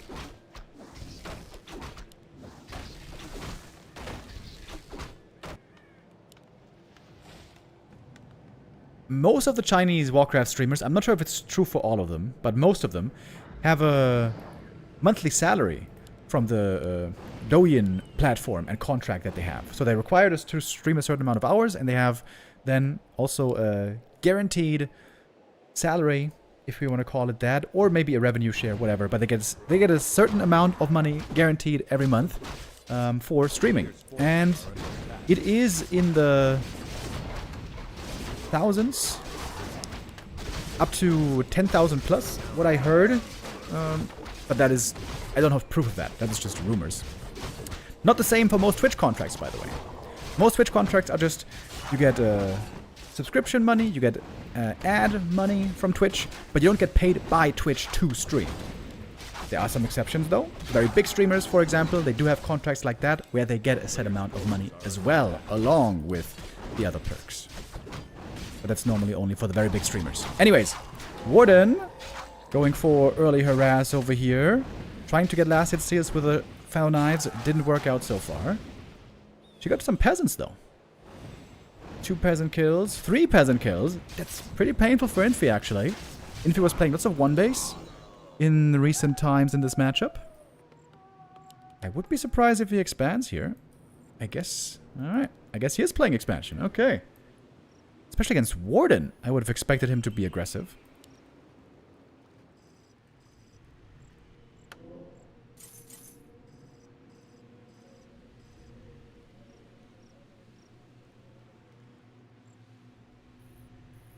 Happy versus Hazy, best of 9. Random would be interesting. Agreed. Maybe Mr. Yangfeng would be interested in sponsoring something like that. We haven't seen Happy play random in a long time, though. I think Happy played random last in DreamHack days, when he was getting from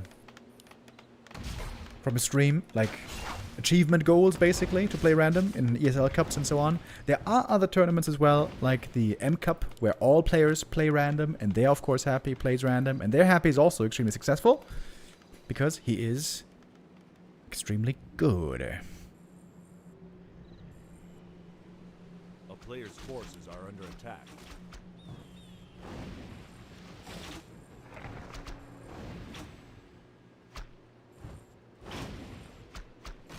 Happy back then was nowhere near as dominant.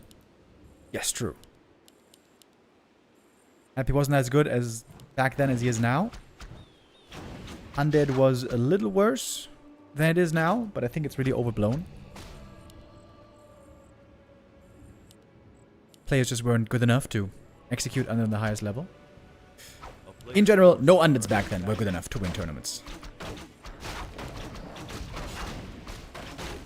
And Undead back then, because of the lacking ability, was not really, could you say why viable? Rather, not really a threat for tournament wins. But Happy was always one of the best Undeads in Europe.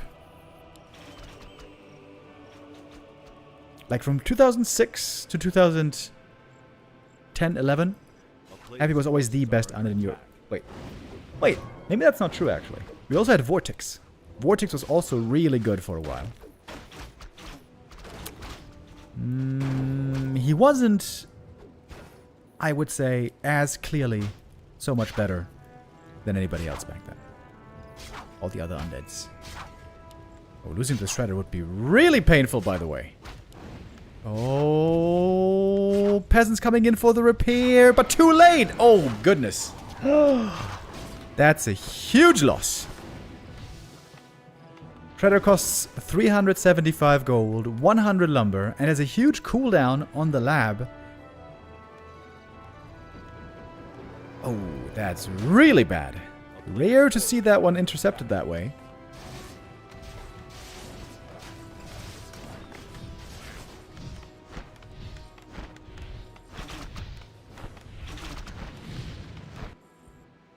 No counter expansion yet. This is just a tier 3 rush with Warden. Bit of a Kaho special. Oh, Archmage, pretty low level by the way. This is a painful game for Infi so far. This is pretty stressful. So low lumber as well. Oh my god, dude. Losing that Shredder hurt so much. Ooh, and that Fano Knife, that hurts as well. He's gonna call it. GG. Kaho wins map 1 with a pretty simple Warden Harass. Level 2 Warden Harass to kill 3 peasants. Progressing, getting level 3. Takes that first map, finally. Kaho finding a silver lining after that painful series earlier. And I wouldn't be too surprised if that is the last expansion we see attempted by Infi.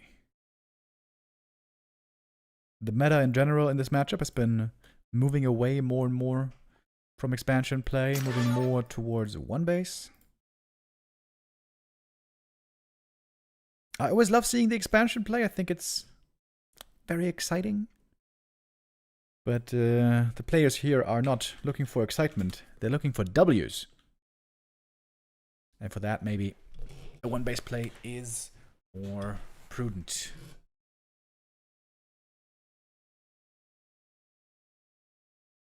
Setting up for map 2, we're going to Tidehunters next. This is normally a great map for expansions. This is where we see humans expand almost all the time, actually.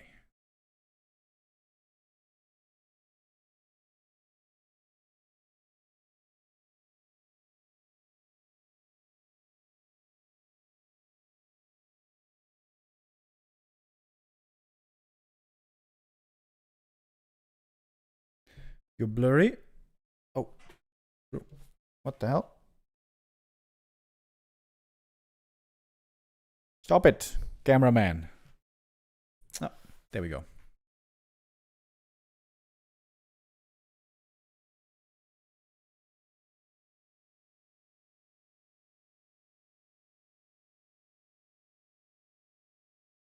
Last couple of days, we also had quite a few 2v2 tournaments going on. Or 2v2 show matches, perhaps, is the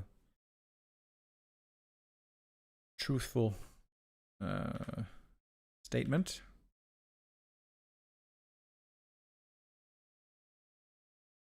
Fortitude was involved with that as well. Fortitude not playing in this tournament, by the way. We are missing some of the heavy hitters in this tournament. That's certainly true. 1-0 isn't playing. Happy isn't playing, and Lin aren't playing in this tournament. There used to be a time when Happy and 40 weren't playing for a long time. Or for, not a long time, but a couple of days, maybe a couple of weeks. They would play show matches against each other over and over. The Don't Force Me Cup infamously awarding Fortitude so much prize money as well over the years, with kind of a personal sponsor to a certain extent. We've seen fewer of those show matches lately, of the Don't Force Me Cup. We are going to have another show match tonight, by the way, after the Gladiator Championship. There, it's going to be Kaho and 120 going head-to-head. But if I see that right, it's going to be at the same time as Moon versus Starbuck. And we're going to be focusing on Moon versus Starbuck. Maybe we can see that series first and then catch the rest of Kaho versus 120.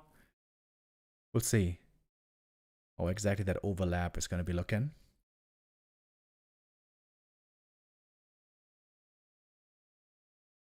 I thought Infi knocked out 120. Yes, he did. Oh yeah, I misspoke. Sorry, I misspoke. 120 actually did participate, but he was eliminated on day 1, where Infi played amazing. That was my favorite series. It was day 2, actually. Day 2 of the tournament, where Infi defeated 120. Yeah, my bad. Of course, 120 did participate, but there Infi got the win over him. That was a great showing. That was really, really, really strong. And then on day 3, by the way, Kaho and Infi met the first time. And there... There it is. And there, Infi had a 2-0 lead, but then lost the series, ultimately losing the last 3 maps in that playoff 5. Oh, guess what we have now, guys? A little bit of a special strategy. Infi with the barracks first. Our advanced knowledge viewers will know what this means. Barracks first means altar later. That means Tavern Hero first. Very, very rare to see. Either Firelord or Dark Ranger are the popular choices here.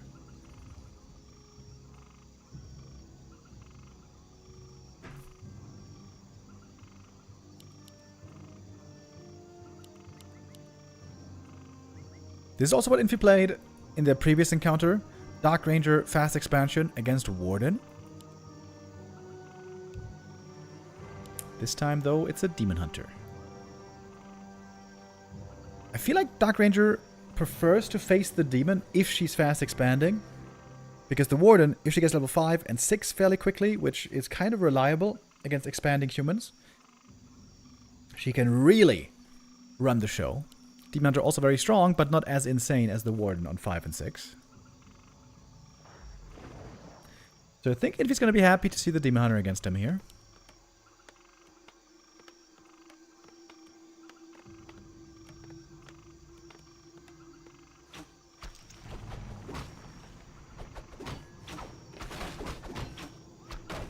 A player's forces are under attack.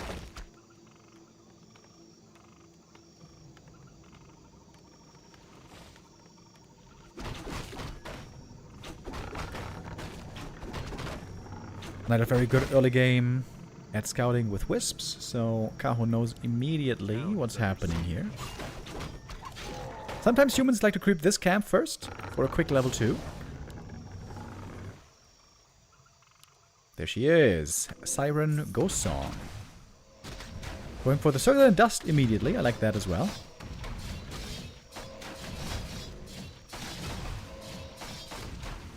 This is a cool creep against the Demon as well, because these creeps don't have any mana, so the Demon cannot mana burn last hit steal.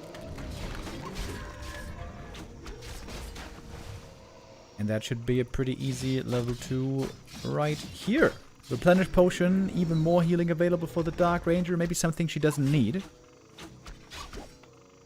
Oh, and this time, it's a tower push. Peasants after creeping, ready for the next round. Ancient of War being set up, Defend being upgraded, and now the Lumber Mill. Dark Ranger wants to purposefully not use the Black Arrow here to save mana, to have more life drain.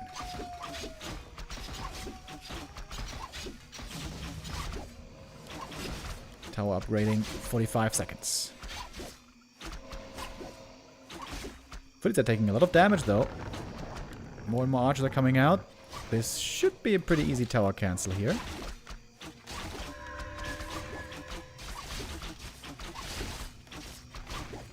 Yep. Oh, wait. Tower. There it goes. Being restarted though. Seems like Kaho is defending pretty well so far. If the Ancient of War finishes, this is going to be a big help for him. But he's all pretty hurt. When activating defend, they take a lot less damage from piercing. They also lose a lot of move speed though. The amount of evasion first, I like that as well. This means he doesn't lose mana, so he's healing very efficiently from Moonwells. Great saves by Kaho so far. I think he didn't lose a single Dark Ranger, a single Archer, did he? Ancient of War now done. Seems like Infi is in trouble here. A player's forces are under attack. Tower is cancelled again. One Archer still not dead. My goodness. Yeah, tower push over. Great hold by Kaho. Really, really solid. Handled this pretty much perfect, I'd say.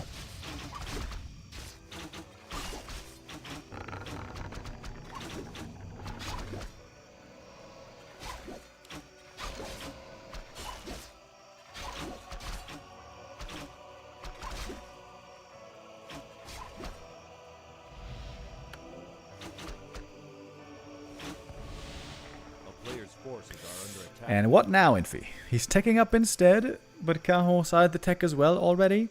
Double Ancient of War could be used for more creeping here now. Dark Ranger healing is going to get interrupted. And that's GG.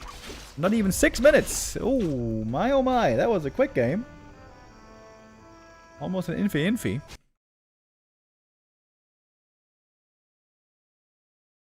Infi looking a little bit in trouble here today. First two maps going to Kaho, where against FoCuS we saw a lot of struggles. This was just really good counterplay. Warden play looking really good. Demon play looking really good. Defensive play looking really good. Doing exactly the right things.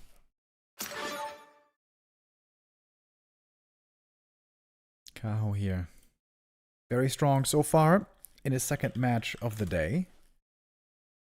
Not going to be his last match. He's also going to face 1-0 later. So Kaho having a bit of a buffet, having to choose from, or getting to choose from all the different races.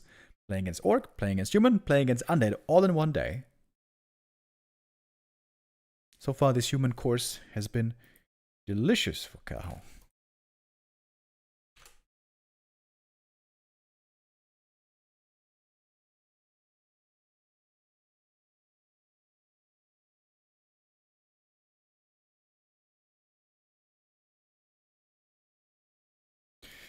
We're in the lobby already, getting ready for map number 3. Autumn Leaves is going to be next for us.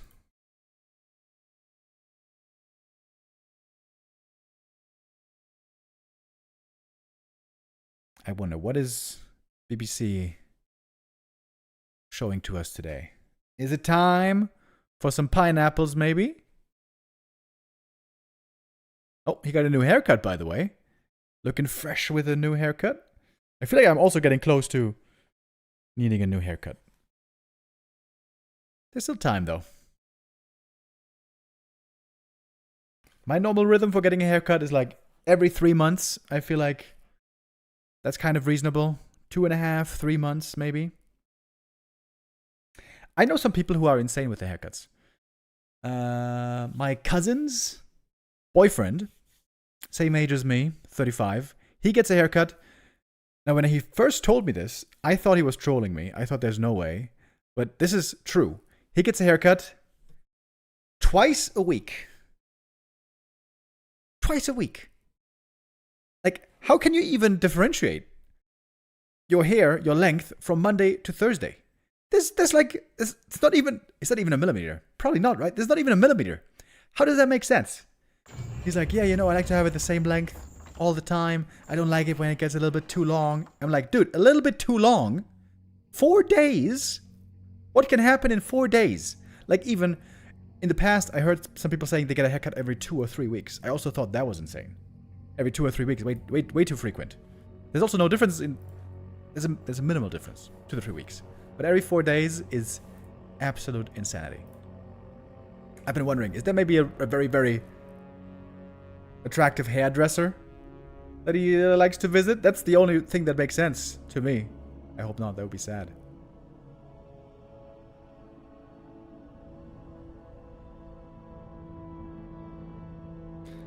He just doesn't want to go home twice a week. That would be sad, man. I hope not. He's a really cool, fun guy, by the way. I like him a lot. But yeah, the haircut thing is insane.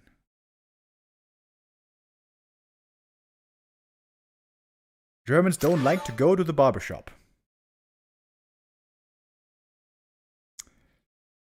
How have you come to that conclusion? That sounds like one of the things that Twitch chat just makes up. Twitch chat loves making shit up, I noticed. Floppy89 with the resub. Thank you very much. He's paying more for haircuts than for groceries? Yeah, I don't know how much the haircut there is. I imagine if you come in every 4 days, they're going to give you a discount, first of all. Secondly, it must be over really quick, right? It's just zip, zip, zip, zip, zip. Not much to cut after all. I would imagine it's at most $20 for him per visit. Yeah. $80 a week. That is 320 euros a month for haircuts. Yep. That is insane. No, wait. Nah. Oh my god. Embarrassing, incorrect math by me. 160 euros. Okay, 160 euros. Probably. Somewhere there.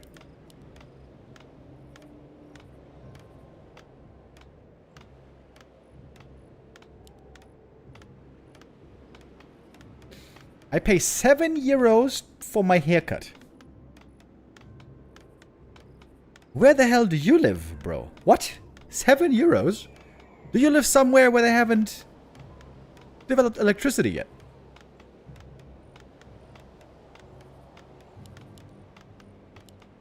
$7. That's less than a kebab costs here nowadays. I pay $20 for one haircut every 8 months. 8 months is a long time, buddy. Well, alright. Good for you, I guess.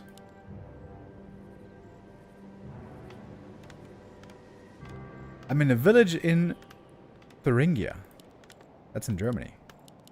Really? $7? Crazy.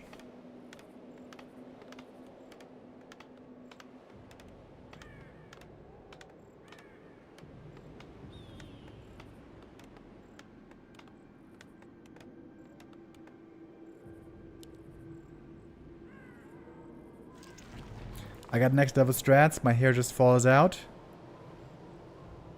That is Sigma behavior. Don't even need to concern yourself with the hair cutting meta.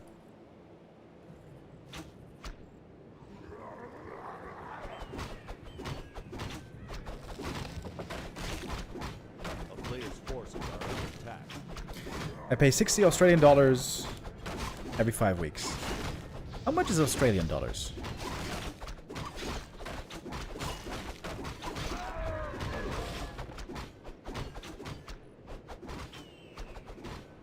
Like 37 euros. Yeah, that sounds sort of normal. A little bit expensive. Like the normal hair salons here where I live in Germany, like the cheap ones are for 20. And then it has a range up to like 40. 40 would be pretty expensive.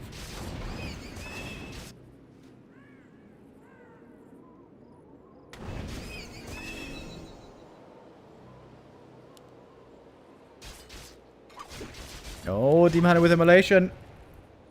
Causing trouble here early. Infi has had a bit of a painful start so far. It seems like the militia are always taking a bit too much damage from the creeps. Maybe the creep isn't too clean here. Uh-oh. Trying to save that peasant. AM body blocking. Alright, that one survives. Seems to be a significant delay on the expansion once more, though.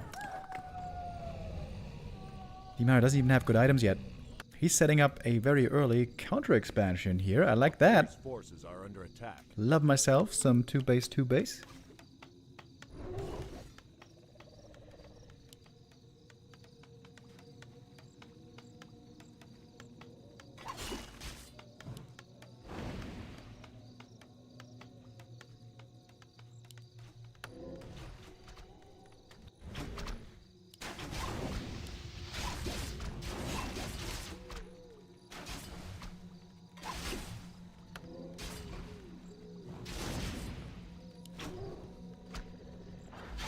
Both of the boots over here. AM even sold the TP, so that's a little bit scary.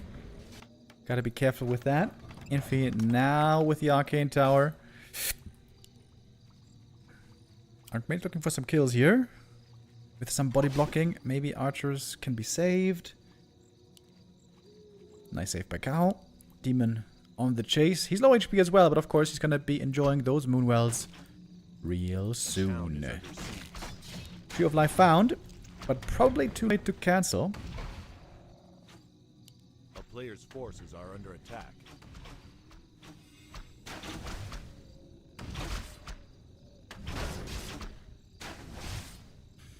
Now the tree's fighting back. Infi calls it again. GG. What? Not even trying to build a tier 2 army. What the hell? 4 minutes 53. Okay. Well. Kaho wins. Infi, rough start into the day. I wonder if he took a shower today and that's why his form is dropping. According to himself. Whenever he takes a shower, he plays worse that day. It's not even like he's playing so bad. Kaho is playing really well though. Kaho is playing really well. Punishing everything he can. Finding and taking every opportunity.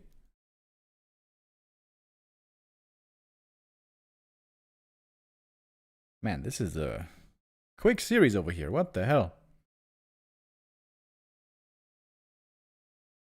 Human vs. Night Elf in the past was often the longest series. Would produce the longest series with 2-base, 2-base, back and forth, long games, mining out, blah blah. Well, not so far today.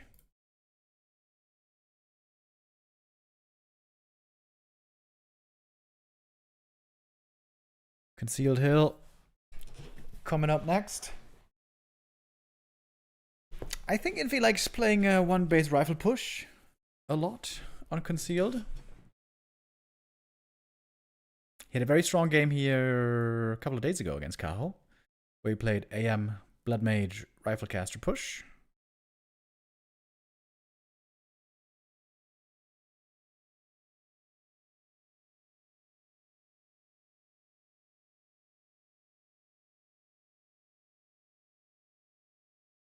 That would be what I'd be expecting. Pretty sure that's also what Kaho was expecting. Last time, he lost to the strategy. I wonder if he's going to have some neat adjustments for it this time. I feel like last time, if I remember right, he... Oh, are we... Wait.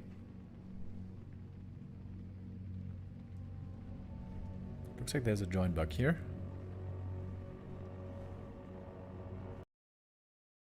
Alright.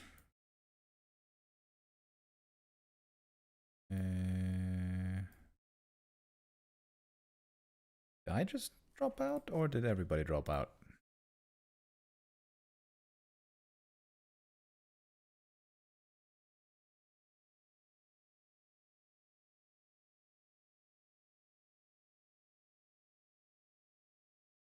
Everybody dropped out. Alright. Okay. On KK, where we are playing these games these days, we also have some join bugs every now and then.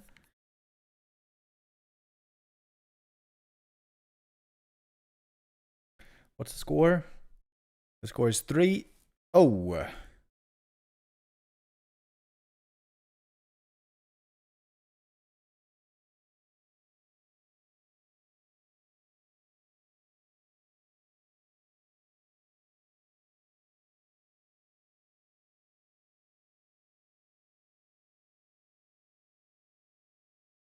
Two more maps to be played in this Play All 5 series.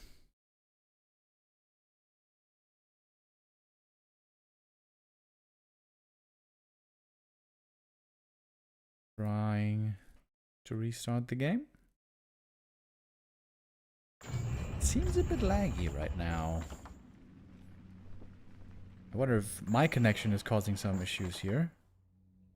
Because I am the only non-Asian in the lobby here, I think. Ah, no, I'm not. Wonder Brown is also here. Wonderful streamer colleague from Ukraine. Alright, here we go. Map number 4.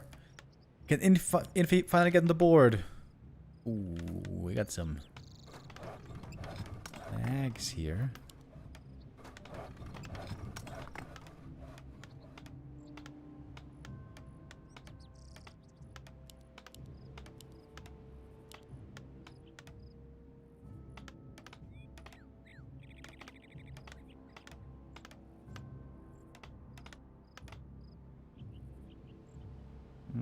This is looking a little shaky right now.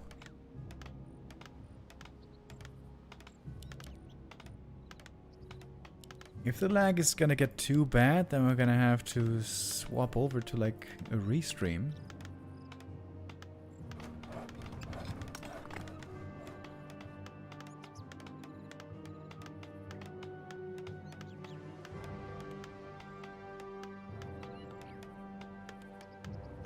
Hopefully we stabilize.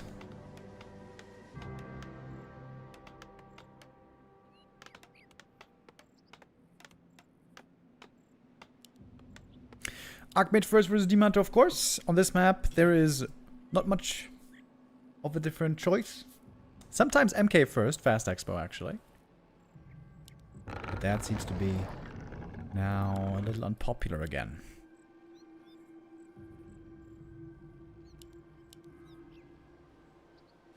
Players' forces are under attack.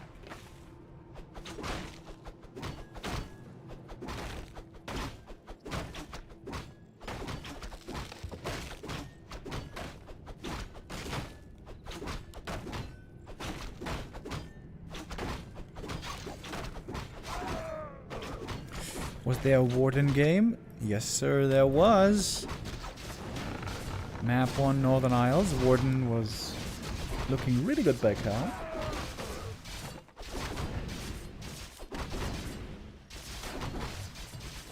Players' forces are under attack.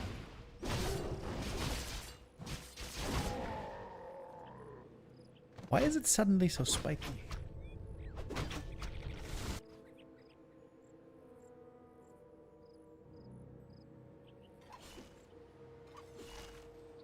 Oh, Demanto threatening a little fiery goodness into the human base once again. It's a fast tech, by the way, to farm. There's 2 big entrances into the main, by the way.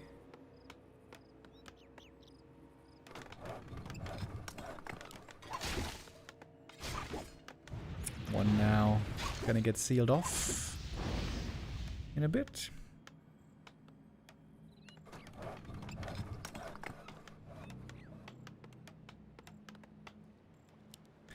I wonder how Infi's gonna look against FoCuS later, by the way. FoCuS looked so strong earlier today. Infi has looked a little bit shaky.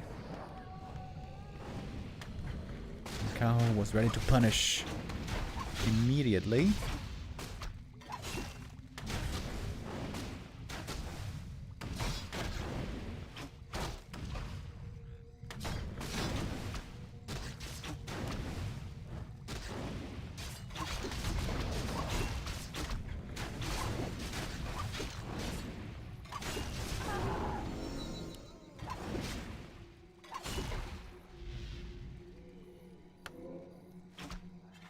Level 2 finally achieved. This was kind of painful before. AM didn't even get the aura for a while.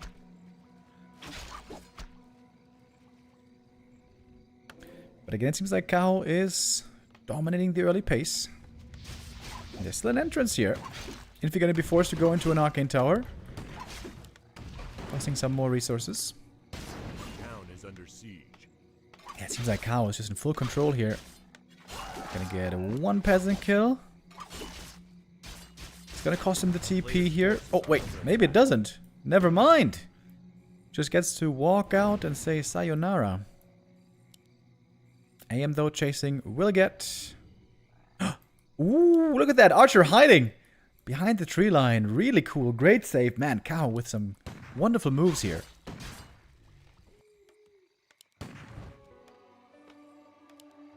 Still needs a bit more experience for level 2. Is the stream laggy? Nope, it's not the stream. It's the connection to the KK server right now. Unfortunately.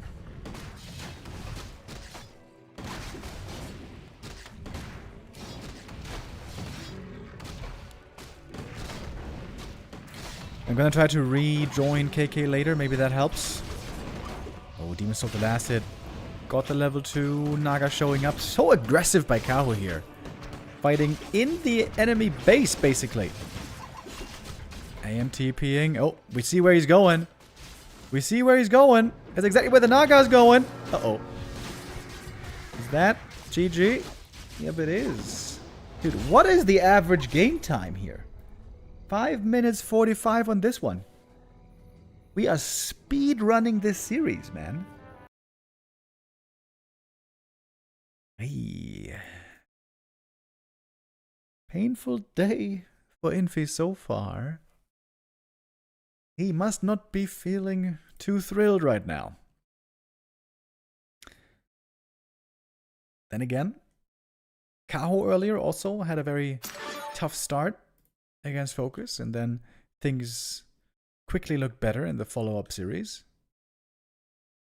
Maybe something similar can happen for Infi. But if FoCuS keeps playing the way he was earlier, then that ain't gonna be easy. Utter destruction so far. This is not even remotely close. To be honest, this almost looks like ladder games for Kaho.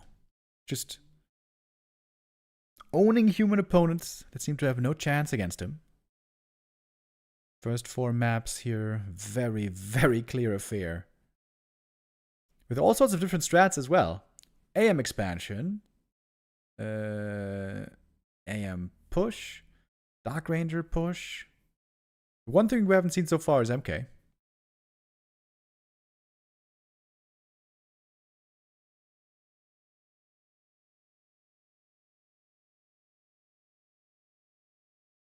Last map for Kaho today. Got 5 map wins already, considering the previous series against FoCuS. So that is... how much prize money? $74 times 5. 325 roughly. 320.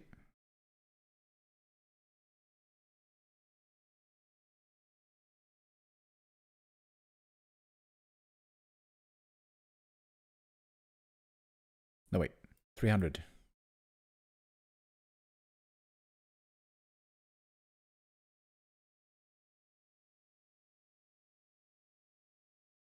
Looking to win map 5 here as well to make this a very clear affair. Much more one-sided than it would be compared to their previous series.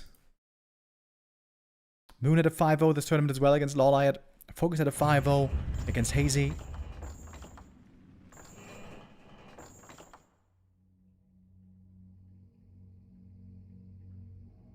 FoCuS, by the way, is first place already guaranteed.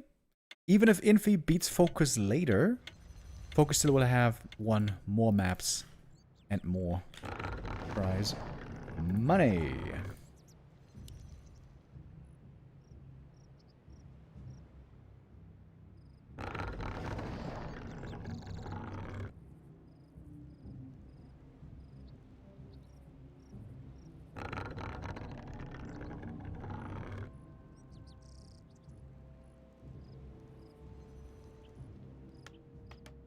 We see some keeper play again on Hammerfall. Mainly because there's a good creep route for the keeper. You can creep this fairly well with Treants. Whereas the demon's immolation doesn't fully work against the magic immune rock golem.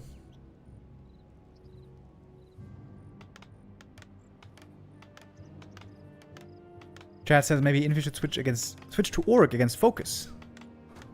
Ooh, I would like to see that actually. Infi plays very interesting Orc Mirror. Either Farseer Headhunters or sometimes even Witch Doctors.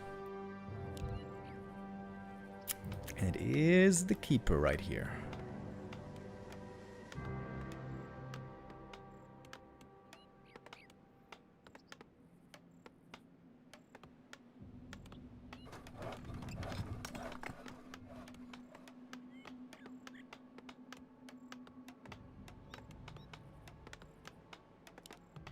I would love to see Pally Rifle, Infi versus FoCuS.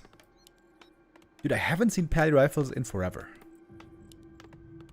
Crazy how it used to be omnipresent. We saw it all the time. For a while even against Undead. For a while even against Night Elf. But of course it was nerfed a million different ways. And also... Oh! Oh! Wait.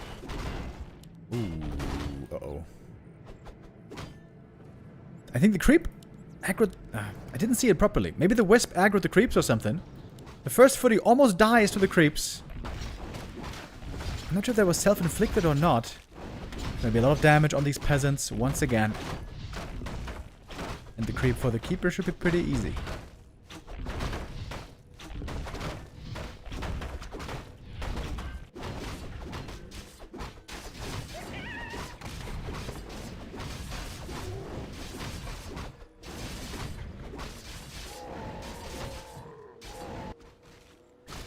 It seems like every game where Infi is expanding, the peasants are always pretty hurt.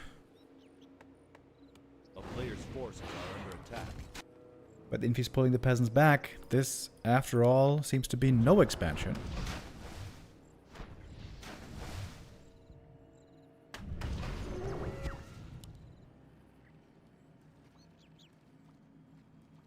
Kaho setting up his Tree of Life. Archmage trying to go undetected. Kaho is looking for him right now, losing the scent.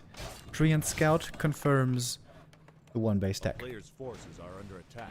Thank you, R. Sorenex, with the resub.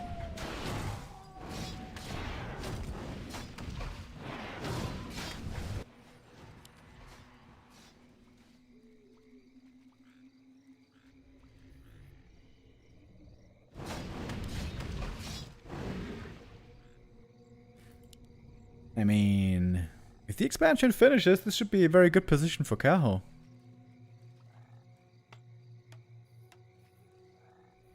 A player's forces are under attack. Kaho looking around with the keeper, not really finding much. There should be wisps here for emergency detonates. Oh, wisps coming now, a little bit late.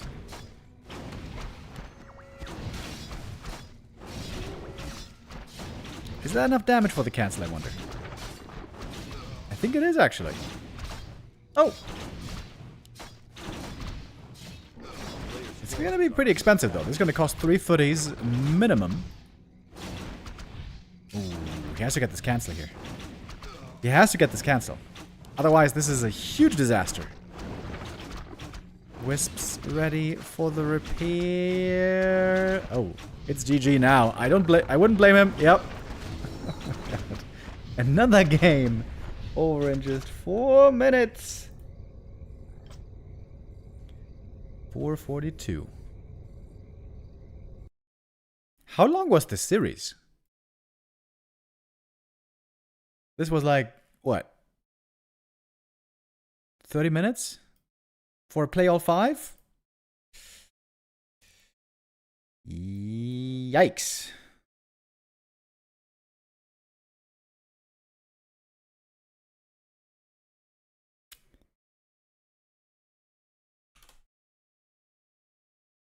That was the most one-sided series we've seen in a long time. 0 chance for Infi. Maybe some things also unlucky in the way they didn't work out for him. In general, though, Kaho playing better. Kaho playing this really, really well. Infi, a little off the mark. Yeah, whew. I wonder how Infi is feeling. There's, you know, sometimes a loss is just a loss, and as a competitor, that's how it goes. You win some, you lose some. But sometimes also when you just get stomped into the ground, it can be one of those really aching, burning, painful ones. I feel like that one's pretty painful. But sometimes series like that also serve as a wake-up call. Players finally realize the error of their ways and will play better and will rise from the ashes. I hope it's going to be such a case here because Infi isn't done yet for the day. Infi's going to have another show match against FoCuS. Not show match, but another match against FoCuS. The last match of the Gladiator Championship 2. Another play all 5. Gonna be coming up here pretty soon. Although I don't see an invite yet.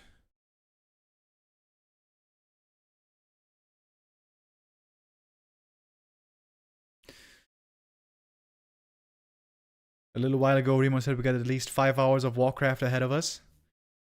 Yeah. I'm afraid that, in retrospect, might have been a lie. Unless we have some more show matches still. We might still get to those numbers.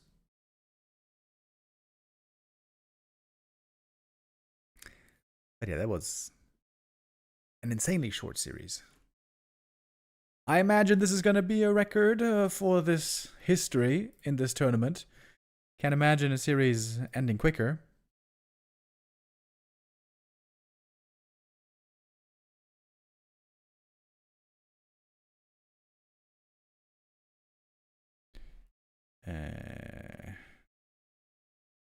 We're not hosting the next lobby yet.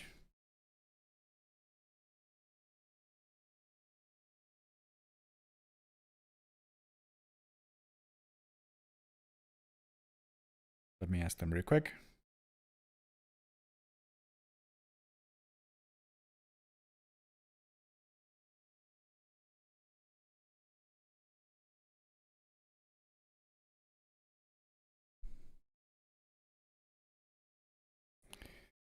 Who do I need to ask here?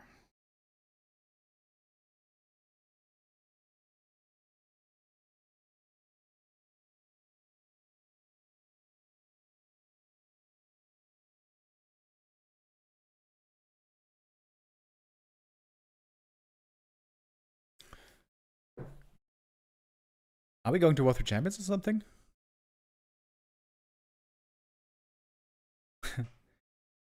I'm confused. What's going on? Normally we always get invited right away. Maybe they have to do the vetoes first. Maybe that's why?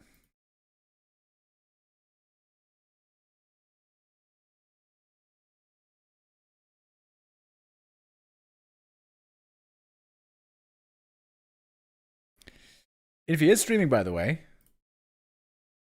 what can we read from his body language?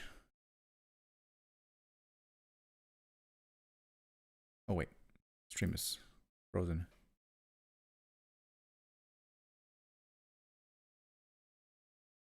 Chat immediately asking, is it going to be a 0-10? Dude, Chinese Twitch chat, or Douyin chat, pretty rough sometimes.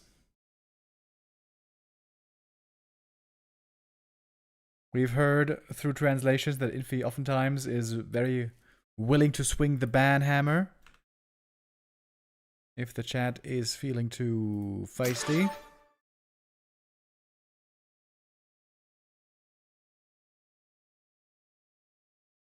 Alright, now we got the invite.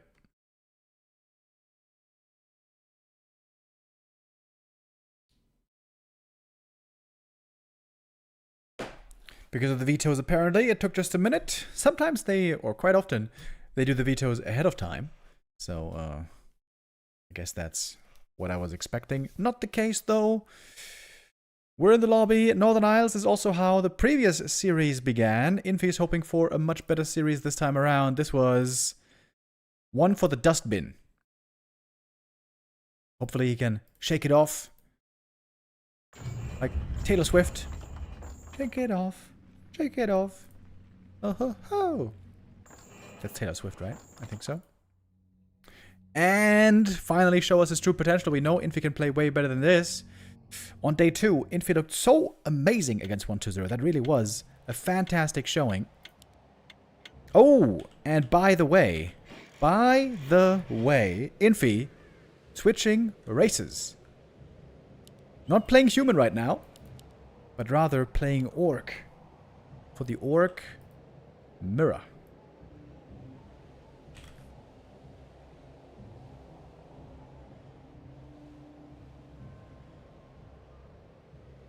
Nope, something's wrong.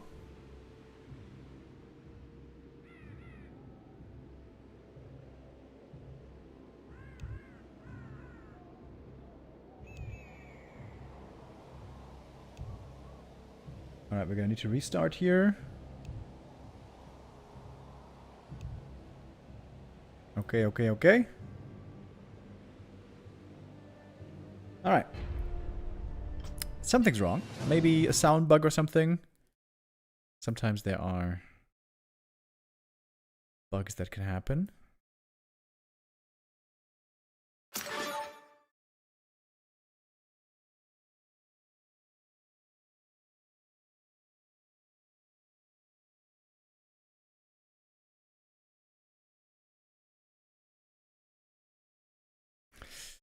Yeah, Infi and other humans have been feeling a little frustrated on the new patch.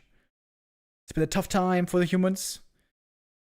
40 and Infi and Sock and others having a tough time dipping in the elo standings.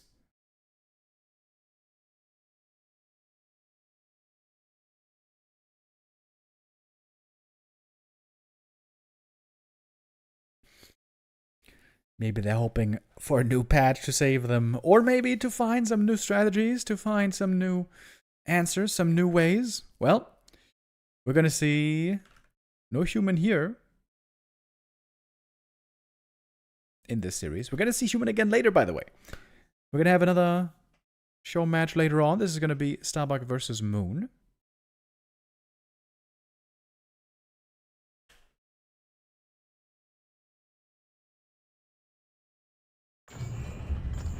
In the Kanhumba Beat Moon tournament. That might only be starting at 6, however. There might be a little bit of downtime in between. In that case, we should be able to see some of Kaho versus 1-0. That's also happening today. So many amazing Warcraft matches. Wonderful. For all us Warcraft fans out there. Alright, here we go. Now we're on the first map for the Orc Mirror.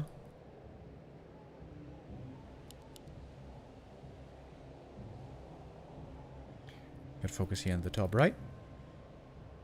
Expected to play standard. Infi normally has 2 strats in this matchup in Orc Mirror. Either Farseer Headhunter or Blade Master Tier 3 Triple Hero with Massive Witch Doctors. Now that is one of the coolest strats I've seen in a long time.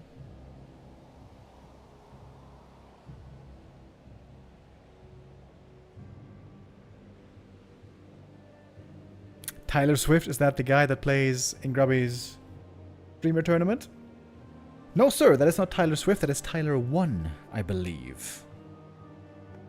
Famous Twitch streamer and very calm personality. That's next week, right? The Grubby Streamer Tournament? Next week, Friday. I think it begins. I think Hera's gonna win, dude. Hera's been improving a lot. And just... his success in Age of Empires in the past is just insane.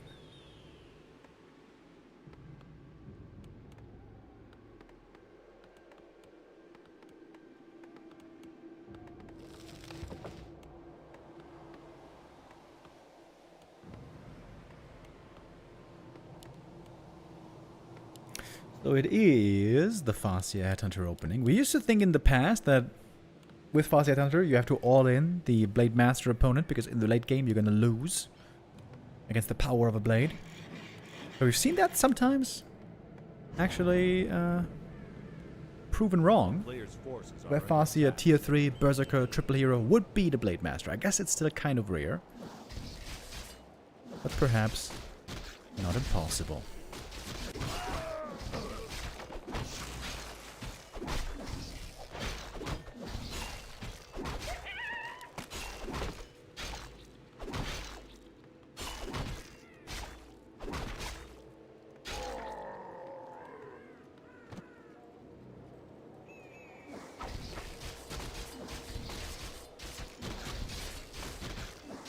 I feel like Infi is more the all-in kind of a player though with this strat. And he seems to play very strong all-ins as well. With Shadowhunter second, maybe Kodos, maybe Towers.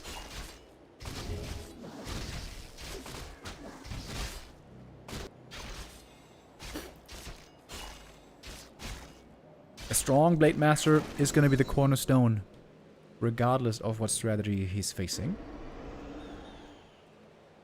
And the great thing about a map like Northern Isles is we have a marketplace. So, Blade normally always gets strong items reliably.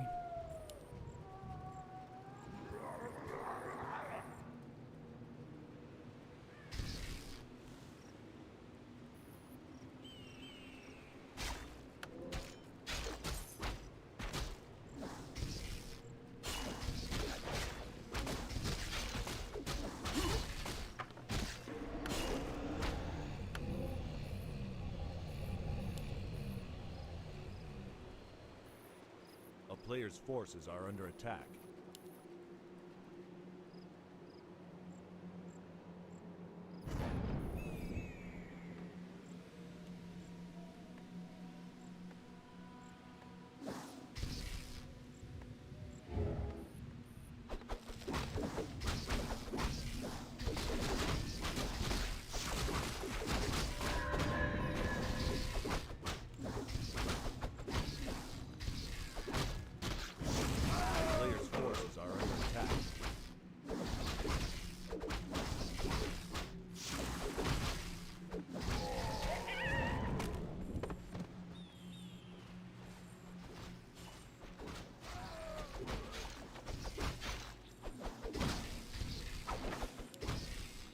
Late items so far, not that amazing.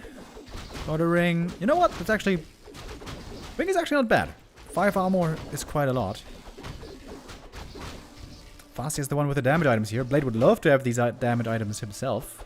Player's forces are under attack.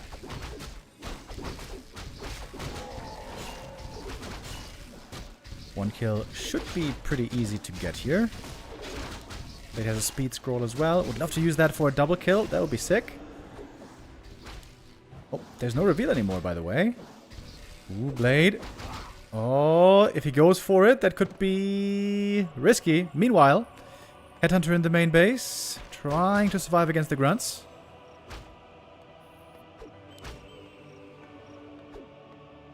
Seems like it is gonna get run down, though, in the end. Infi got spiked barricades. This is the tower push. Here we go. With a Fire Lord, second, already out. Creeping up one more camp, and then it's time to hit. Farseer gonna be given some solo experience. Fire Lord far up front, by the way. Oh, big experience right here. Big last hit. Oh, did he steal it? Did he steal it? I think he may have stolen it.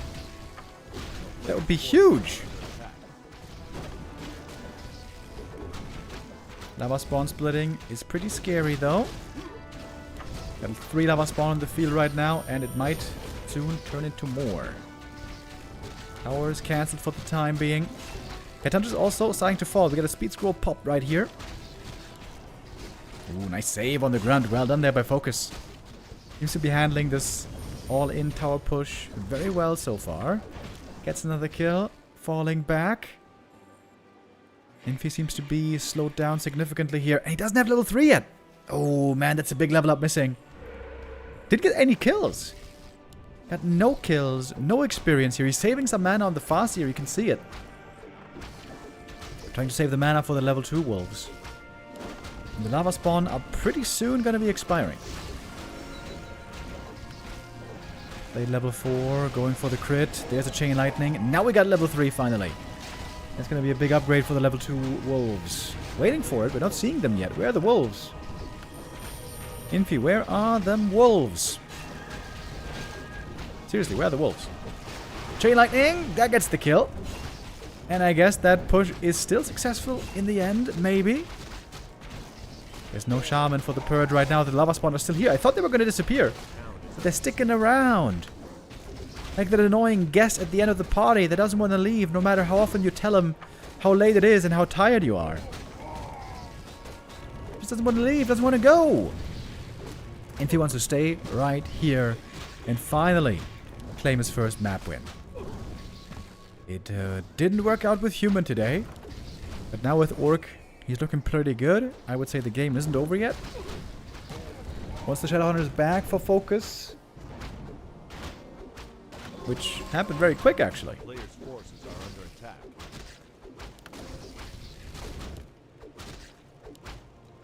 No adept training on the Shaman, by the way. Slow mana regen only.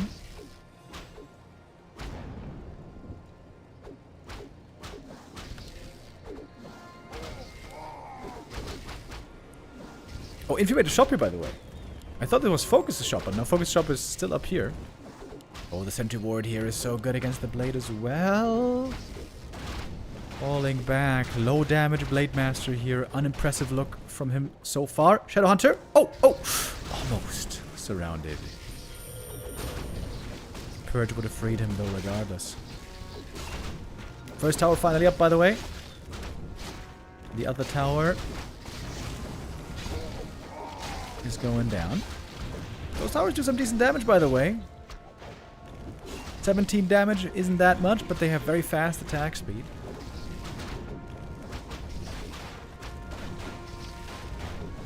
And it's gonna be GG. Alright. Another short game. My goodness. At least it wasn't under 5 minutes. But not even the 10-minute mark. Infi. With a very simple execute tier 2 tower push to win that game.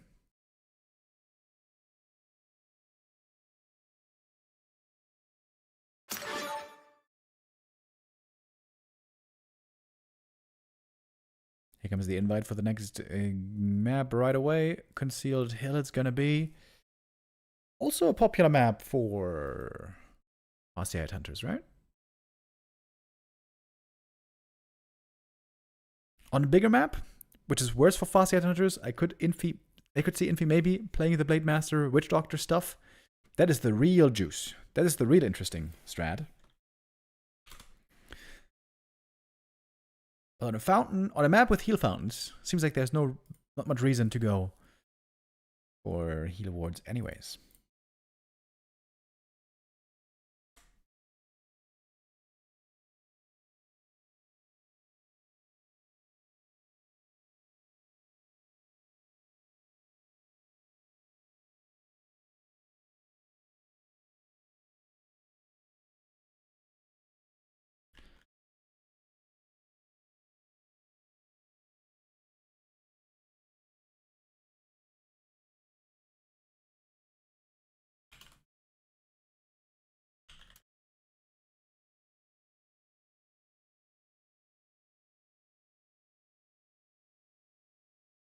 Messaging Starbuck, trying to find out when exactly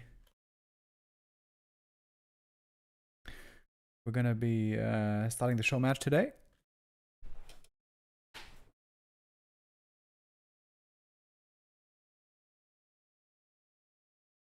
Or I guess is it a show match? I guess it's not exactly a show match. It's part of a multi-day tournament. Oh, where's my cam? There it is. This tournament sponsored by Yangfang by the name Can Humba Beat Moon. All the best humans in the world trying to come together, trying to finally take out Moon, who has been looking so extremely good, specifically against human lately. Jamika couldn't do it. TH couldn't do it. We're going up the ranks, I would say, in power level. Starbuck gonna be bringing him to the test today, and then tomorrow, 2 show matches, or two challenges. Let's call them challengers. 2 challenges tomorrow with Sock and Fortitude.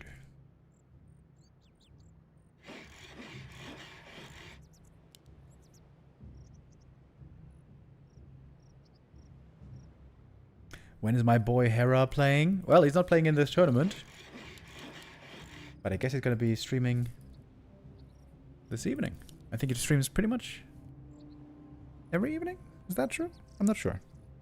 It would be sick if Hera kept playing, kept practicing and improving and getting better and better, and then getting so good as to play in some of these tournaments. That would be insane, but that takes years to get to that level.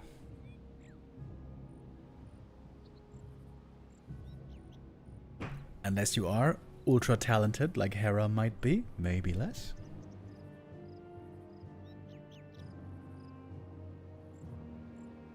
Do fiends instantly have collision when unburrowed? And if yes, is it possible to make a trap to surround an enemy?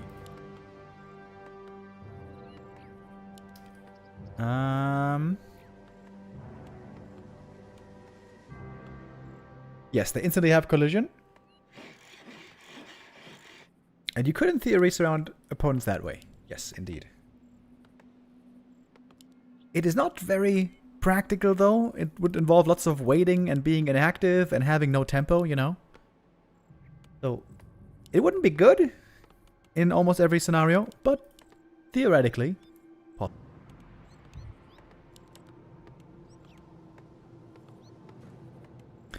Alright, Infi. Now we got the names correct. Infi here again with the Fastia Headhunter opening.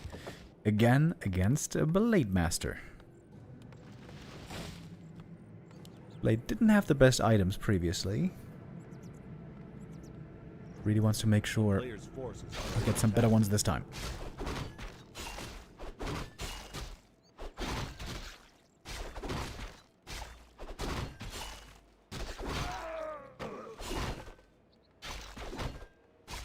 There we go, Claws of Attack starting off well. Same for the Fast here.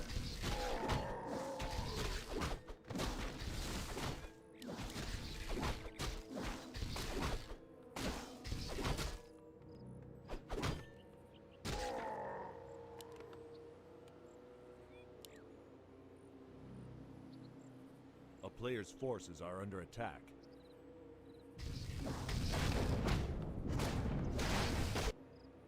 Oh, a big last hit steal here would be fantastic. He's on the right path. Oh, the big turtle. He's so close. Oh my god, he was so close. He almost got the steal. Imagine if he got the last hit here and the slippers. That would have been amazing.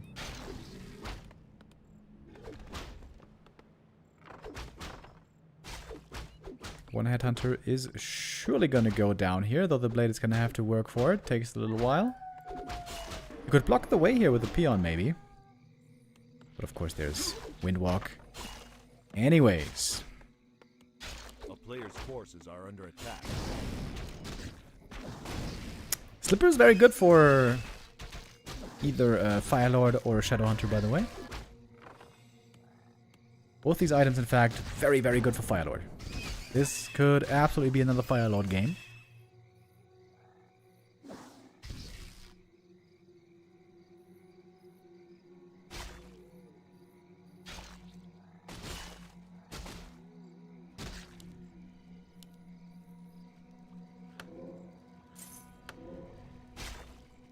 Buying boots. What the hell?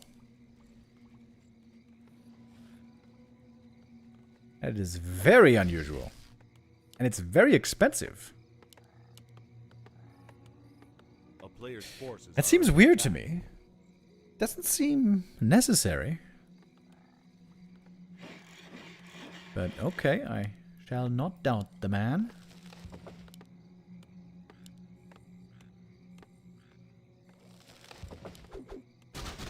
Blade Master very low level so far. Didn't creep much at all.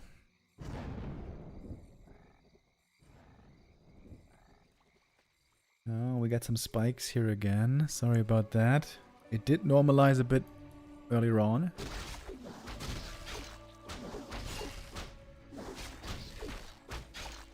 A player's Speed forces scroll are under popped. attack. Gonna get a one headhunter here with ease.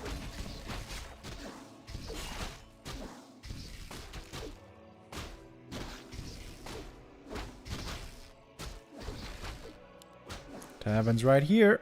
There's the Fire Lord. Blade needs just one kill for the level up. Would love to unlock the crit right here. Oh, it's a big deny. Blade revealed. Oh, can't go for the last hit. Forces are under Close to attack. dying if that's a chain lightning. But buying time before the push arrives. Shadowhunter's already out. Spirit Lodge finishing up. Shaman about to join. That shop is looking very killable, by the way.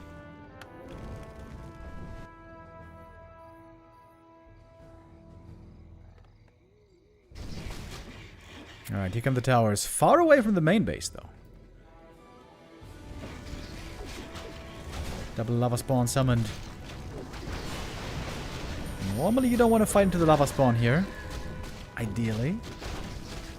The cool thing about spike barricades is, by the way, it also works on buildings in construction. Towers cancelled. And Infi's out of lumber. He can't afford any more towers. Okay, no wait. He made one over there already. That should be another cancel, though, realistically. Oh, good purge. Shadowhunter there. Very hurt, by the way. Some grunts starting to fall. Fascia level 3 will be a big level up. Infi going for his own shop here. And a tower. Many buildings that FoCuS has to take care of. Shadowhunter goes down. Not really pulled back there too well. Lava spawn splitting. Now we got 4 of them. This is getting out of hand. Oh, grunt kill would be huge. 4 HP only on that grunt. Trying to get to the fountain for healing. But there is going to be daytime in a moment. The creep's waking up. The town is under Grunt turns around last second.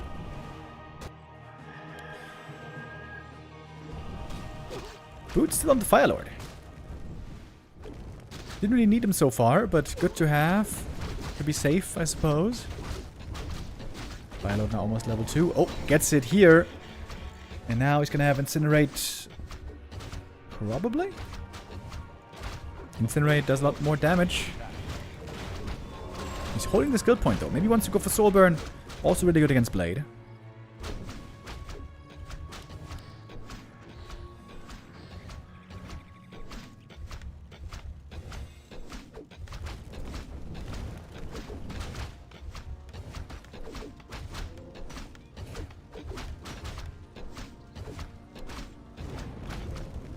Now we see the skill choice.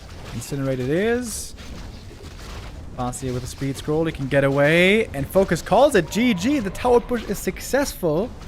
Again, 2 games back to back. Well, well, well. It kind of seems like we got a bit of a rock, paper, scissors thing going on today. Where FoCuS clearly beats Kaho. Kaho clearly beats Infi. And so far, Infi clearly beats FoCuS with his off race.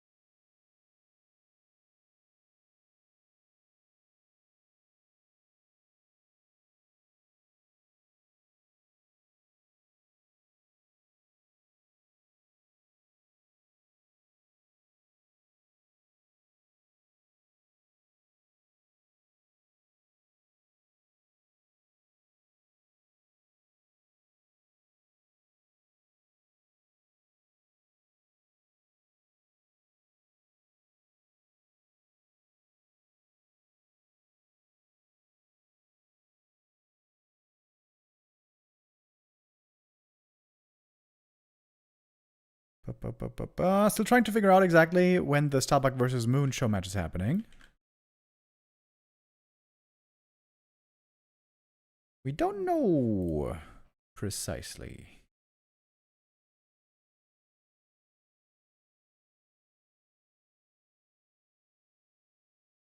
Tidehunters, by the way, gonna be our next map coming up. I feel like this is another good map for Farseer Headhunter push, isn't it? At some point, is FoCuS gonna feel the need to switch to Farseer Headhunter himself? Farseer Headhunter, very good early game, mid game at holding these kinds of pushes. If it's a Farseer Headhunter mirror, we're gonna see a very different kind of a game. No Firelord, no push, most likely. FoCuS is really good himself with Farseer Headhunters. I could see that absolutely.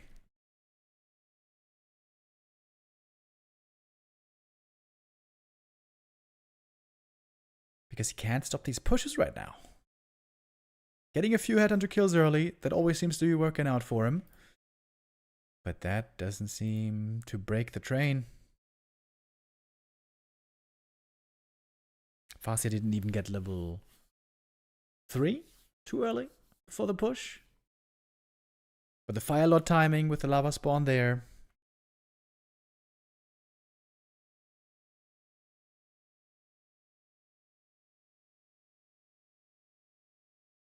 Simple strategy, very successful so far. Infi always a great strategic mind, finds those specific strats that oftentimes only he can execute on the highest level. On the previous patch, when the Dark Ranger was better, we still saw him play lots of Dark Ranger even against undead players. Also against Night Elves.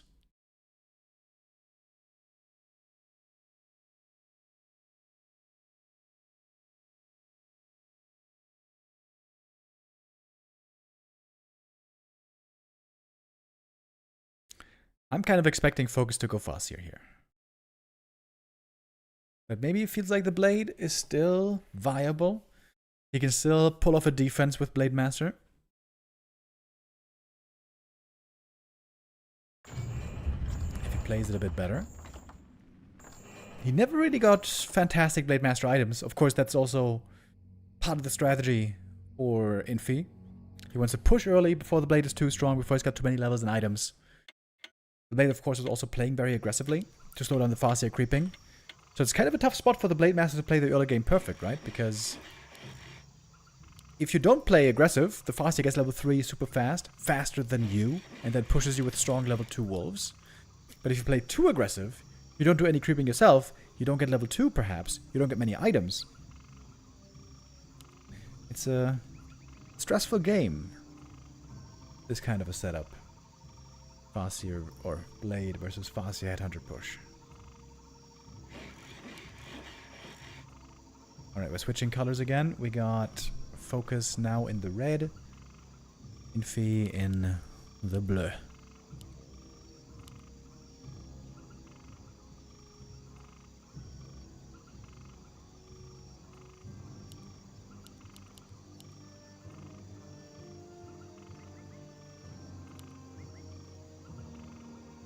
This is what I'm curious about. Who's he gonna be? Still the Blade. Okay. Infi is sticking with the Farseer.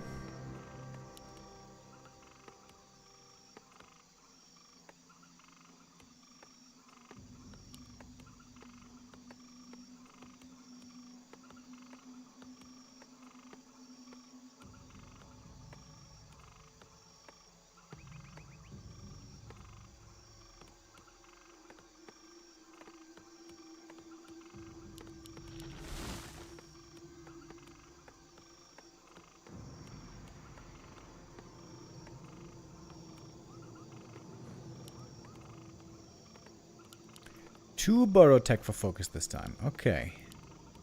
You know what he could also do is mirror image. Mirror image with lots of creeping.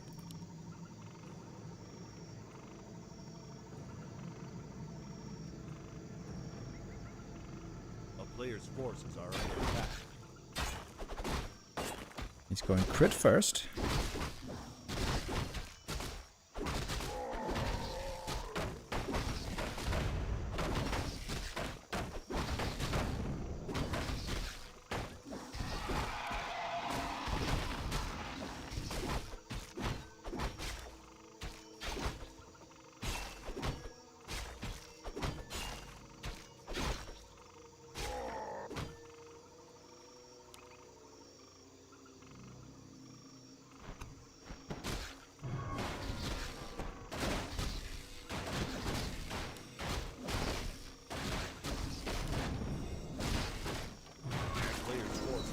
Ring of Protection. I think that's the first time Infi finds a ring here. Not the item he's hoping for. Blade Master with the ring. I would say for him is also not perfect, but not bad. Quite tanky now with these items. Bonus strength and armor. No mirror image.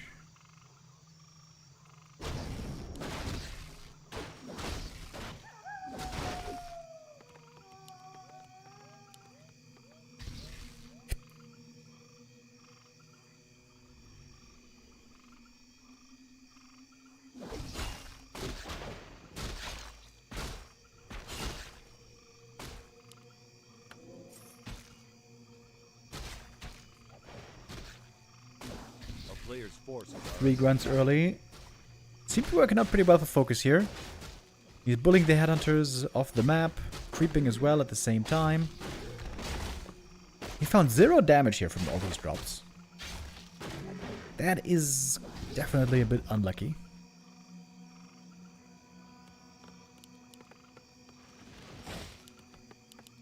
Same strat coming up again, by the way. Spike to barricades.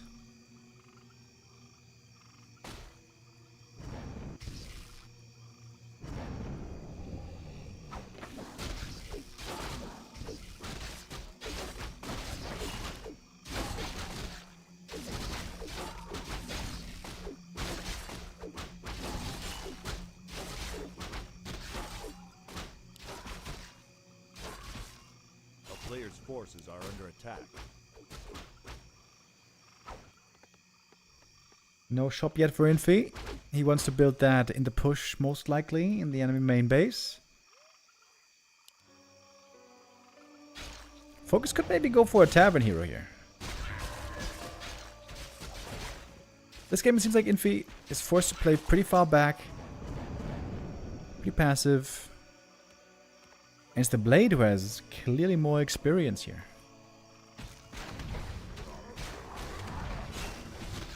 Finally buying some claws of attack. Gonna have to use the speed scroll to pick up that item. Big Invul potion. Is not really good, I think.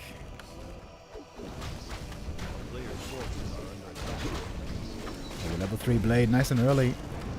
Goes for the level 2 Windwalk, not crit. Not sure that's exactly optimal.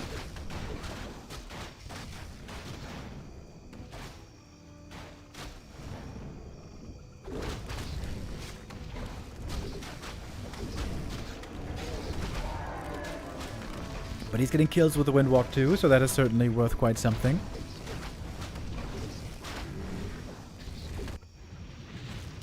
Oh, tower's being found. Easy cancel.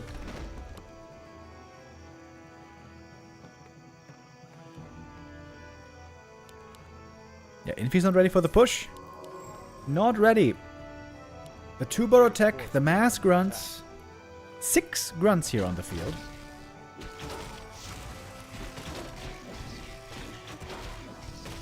FoCuS getting into a very good position with it. Even sees the enemy shop right there. It's gonna be easy cancel. Infi changing gears. He's going bestiary this time. Blade. Oh, missed the last hit, but I think he got the item. Yep, parry apt.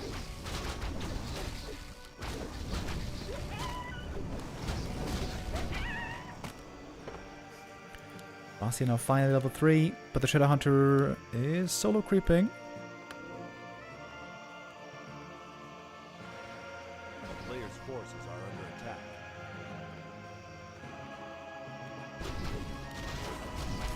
There's no end snare in Infi's armies. The blade can pretty much do whatever he likes.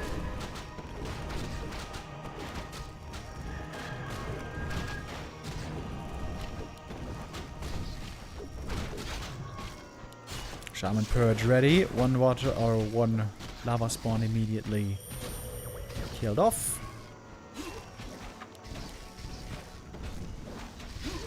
Yeah, FoCuS is looking fantastic here. Can't hope for a better early game. A player's forces are under attack. If Infi didn't have a Fire Lord, but rather a Shadow Hunter, maybe could go tier 3. Berserkers. But Fire Lord is not a hero made for the late game, not in this matchup.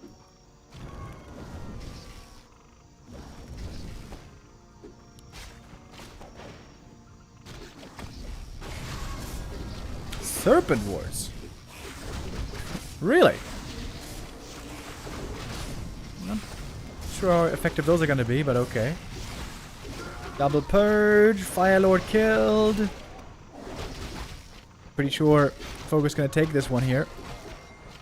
And if he's getting some kills on the Shaman, but I don't think FoCuS minds too much here. Got Raiders now joining as well. Ensnare's going to be huge.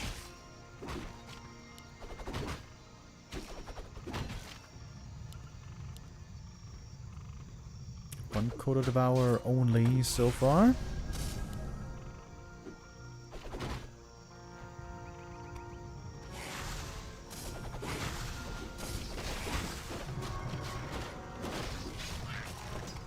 FoCuS could even go for some Lightning Shield later.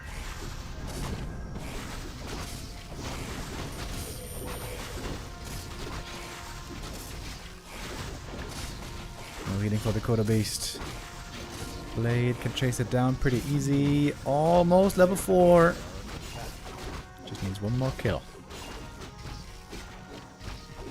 Oh, one of the wind even. There's the kill. That's level 4.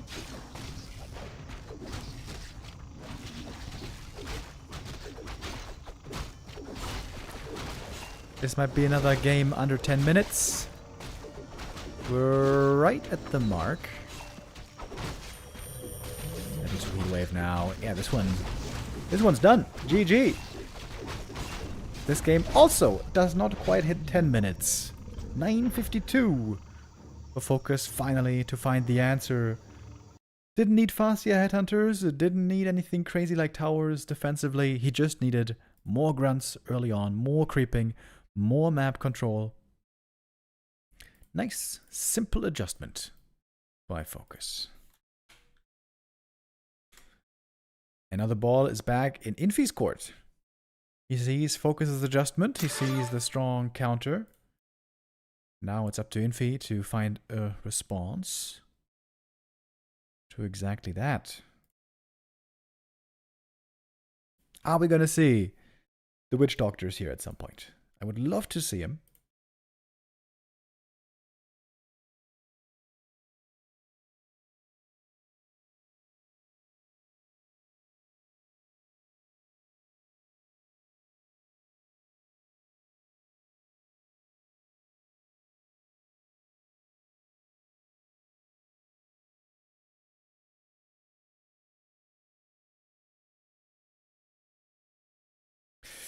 Gonna be an interesting map 4 right here.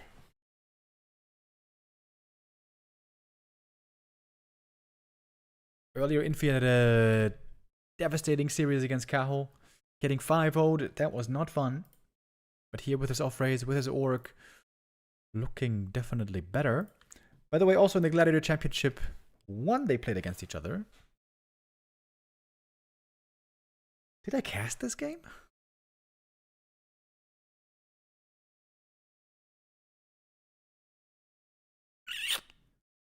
I don't think I casted this game. There it was Infi losing the Orc Mirror. Also beating FoCuS in the Gladiator Cup in February. Playing mostly Fascia Headhunters, but not only.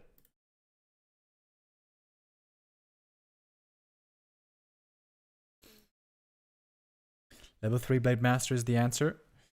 Yeah, the strong blade. Definitely delivering there. Also, though, the grunts. I feel like the grunts cannot be undersold.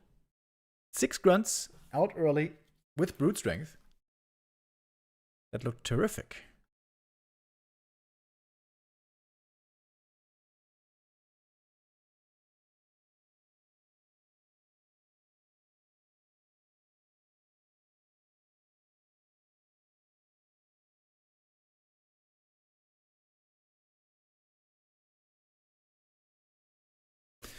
Alright, we got the players in the lobby. Casters ready. Players almost ready.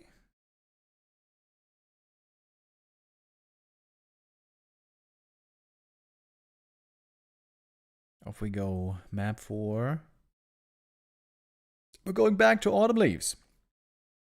Autumn Leaves normally considered a pretty good map for Blade Master. Also, though, not bad for Farseer Headhunters.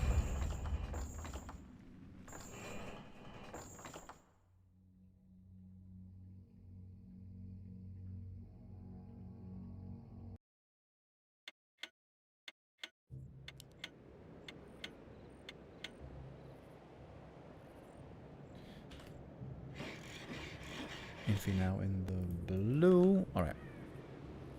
We're keeping the colors this time. Thank you, boys.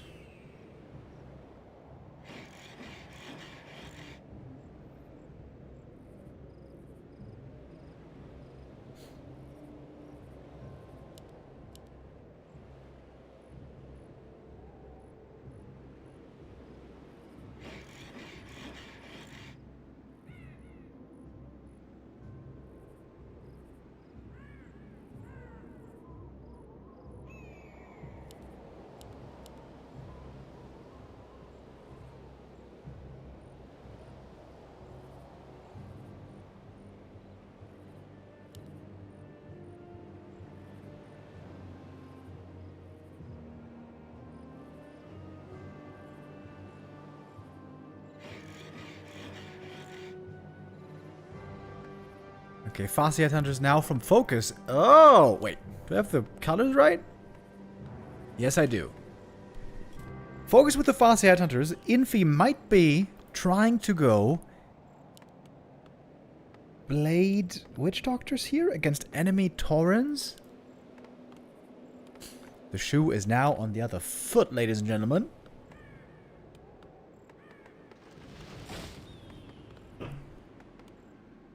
We all know Infi's great with Farseer. How good is he with the blade? He's not making a shop yet, by the way. This could be a mirror image game. 7 peons, so he's gonna have plenty of lumber.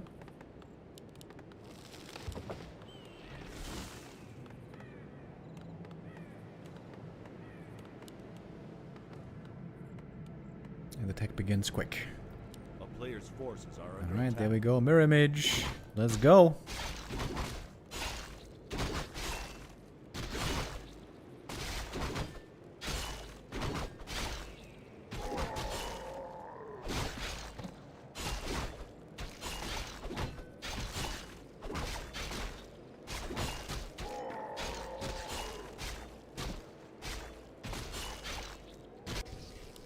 Farseer creeps the camp a little bit faster with those woofies.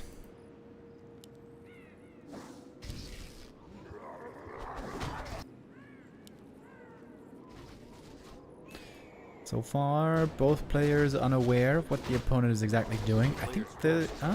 is that in vision range? Yeah, okay. Now he certainly saw. Now, both know what's up.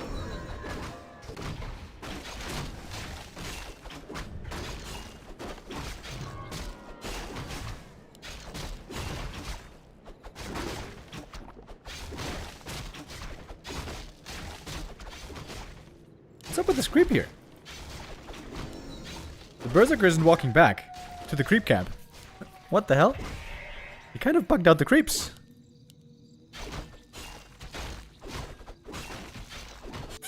Farseer pressure coming in a moment. He's a little bit hurt already.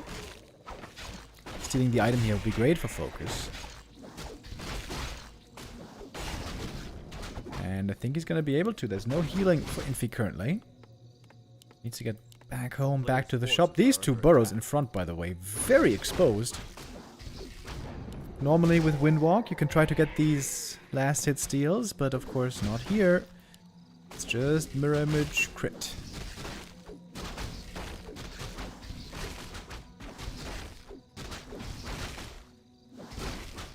Big seal for FoCuS right here. Double gloves. Little unlucky, maybe.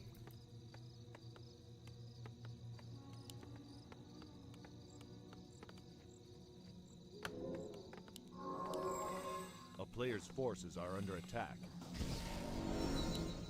Nope, Fascia gets level 3. Didn't even need to creep this. It was the mirror image.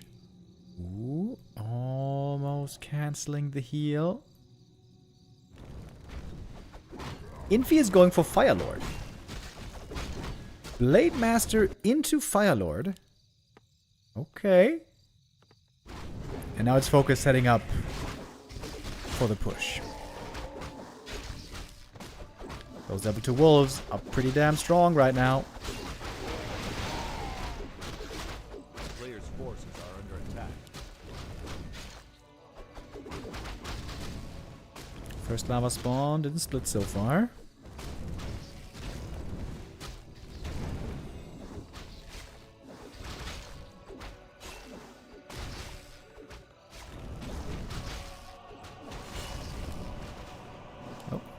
Split in the end, but the wolves, man, the wolves are so good at the moment. The shaman is still far away. Violet has to buy a heal potion. Another grunt going down. Lots of headhunters still available for FoCuS here, but he pulled the peons back. He's not going for the all-in push. He's taking tier 3, getting ready for late game berserkers.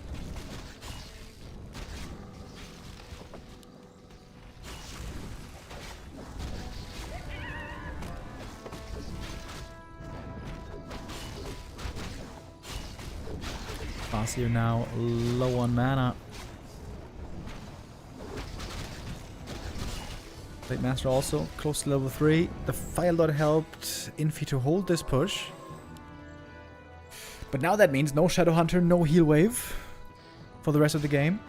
Unless Infi can somehow get tier 3. That will be pretty hard, I imagine.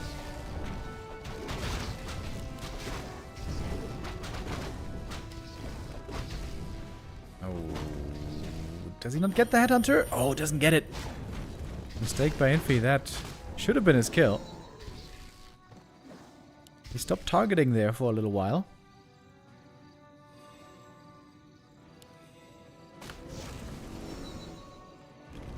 Infi not looking quite as sharp with the blade as he is with the Fascia. No surprise.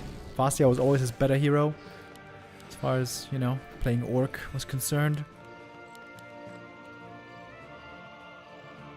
And we're seeing a Torrent Totem for FoCuS.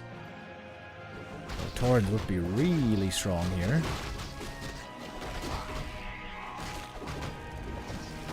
I always feel like it seems that Fascia Headhunter opening into Torrents should be super strong, also against Undead. But you never really get to see it there.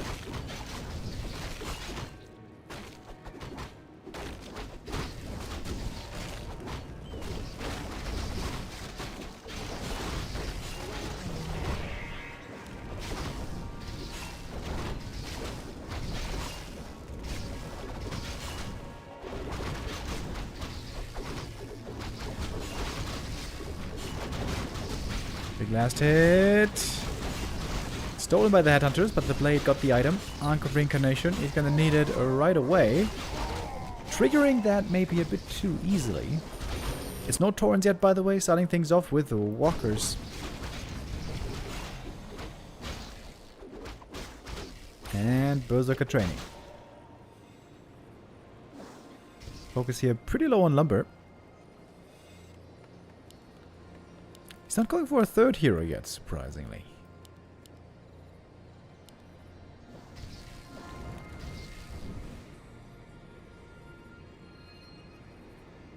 Now he's got the resources.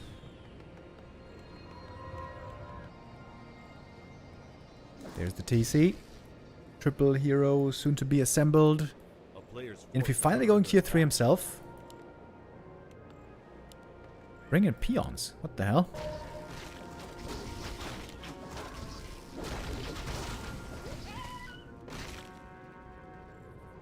Bloodlusted Grunts can be pretty good against Berserkers, actually. And Bloodlusted Blade, of course.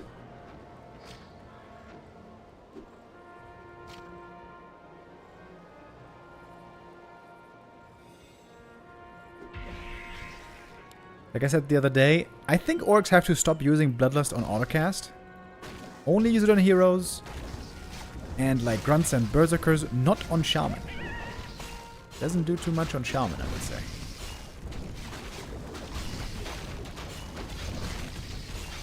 Big last hit. Stolen! With the right click. FoCuS claims it. Gets the level 2 Shadow. Big item for the Blade. Ring of the Archmagi. Quite nice indeed. Has to pass the TP. We're seeing some lightning shields. Mirror image lightning shield. Really cool combo.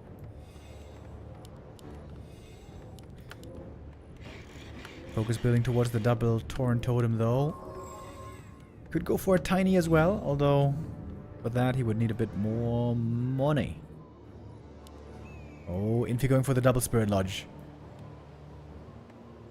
A player's forces are under attack. Is he going for the Witch Doctors now? What the hell were these peons doing, by the way? Nobody knows.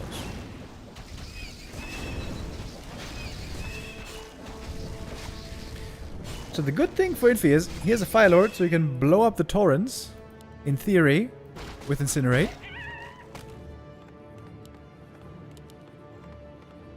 Alright, Witch Doctor Adept training, Shaman Master training. Both being researched. Let's go. This is the kind of Orc Mirror I love to see. Rah, rah, rah. And doom, doom, doom. That's the heal words. Doom, doom, doom. A player's forces are under attack. Shadow Hunter third. Oh, remember those burrows, guys? Remember those burrows that I mentioned earlier? Very, very exposed. Very questionable positioning, to be honest.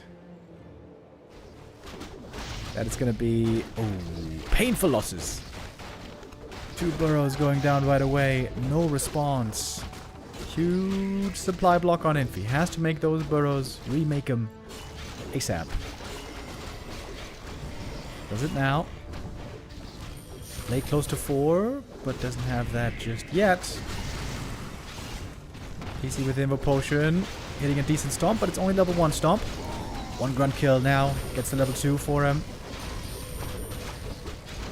Shadow Hunter third joining for Infi as well. Orb of Lightning would be sick here, but the TC, he's TPing away. Couple of losses for FoCuS on the tail end. And Infi didn't lose that much, I suppose.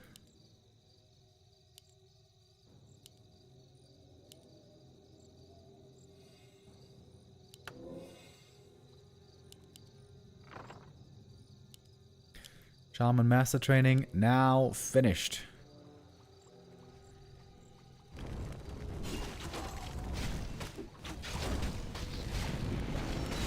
Big level up here for the Blade. A player's forces are under attack.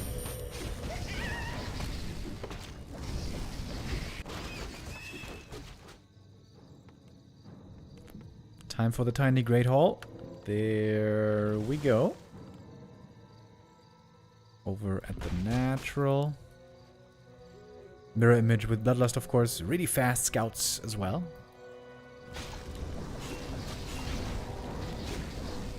And Infi not going for a tiny Great Hall.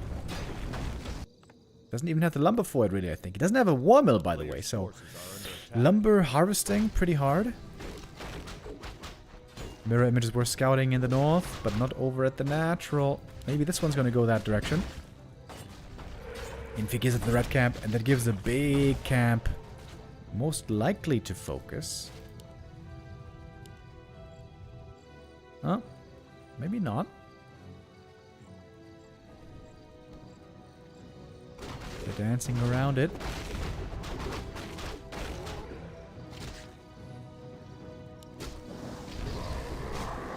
rah, rah.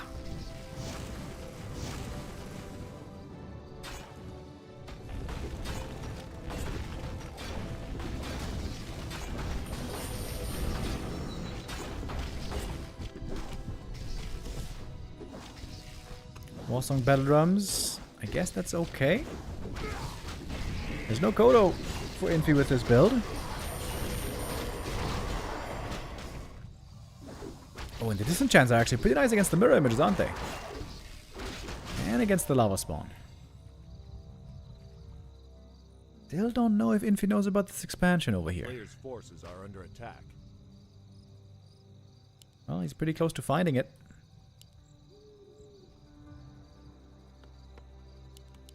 Now, mass Witch Doctor production. Mass Witch Doctor production. Bloodlust again on autocast. I don't love that.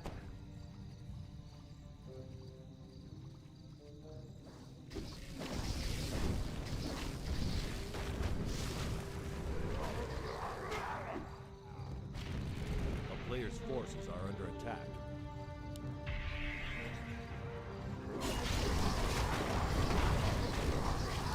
Level 2 Stomp here, very nice from the TC. The levels on FoCuS are just looking amazing. 433, wonderful.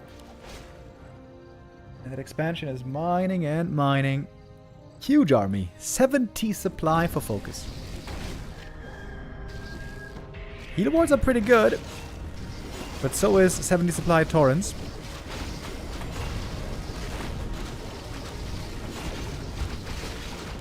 Okay, first torrent blown up. As mentioned, they can't be rezzed when blown up by Incinerate. TC also almost getting blown up. He has no bonus ammo here. Oh, Blade. Low HP. Falling back.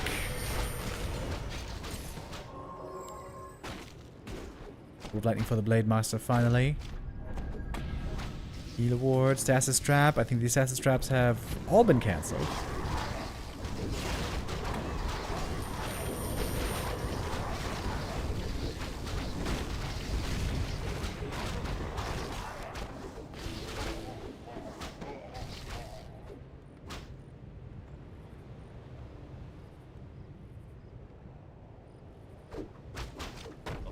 Forces are under attack. The town is under siege.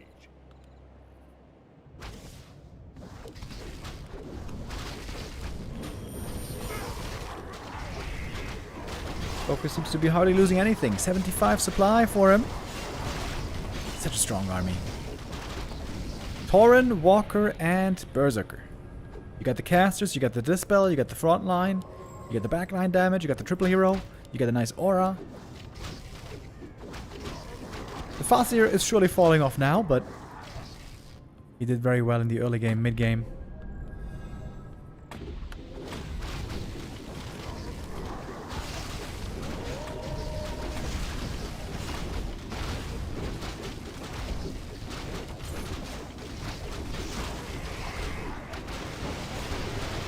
Farseer, oh! Loses him! FoCuS there with a bit of a slow reaction. Oh, that Tauren might be going down as well. One Hex, one Purge. Taurens though pretty fast these days, huh? Blade can't catch up.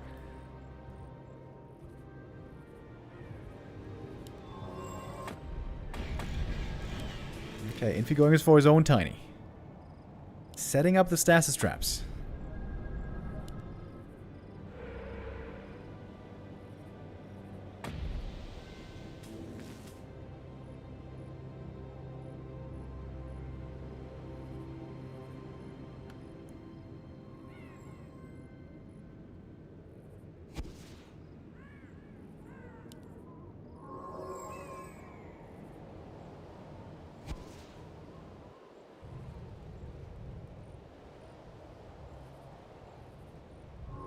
Big supply lead still for FoCuS. Got that Farseer back from the tavern. No problemo.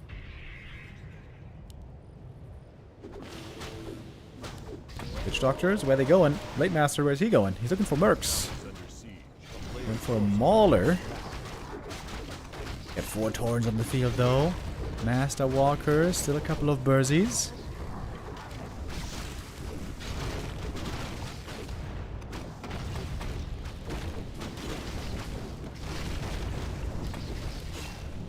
Blade Master, of course, great with heal wards. Blade Master does have some really good items here. Infi's trying to out-sustain, out-heal his opponent. It's going to take a long time to whittle him down. Might not have that time.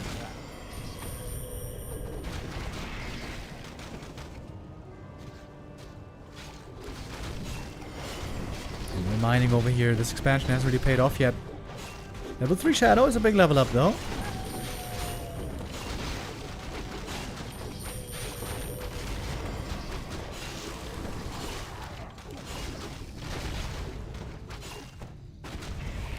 Stasis trap.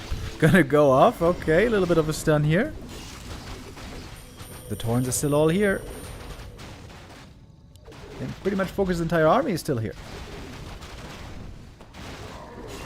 Oh, that tiny Great Hall. Close to falling, it seems. Players' forces are under attack. That might be game if the tiny goes down. Infi has to force the TP out.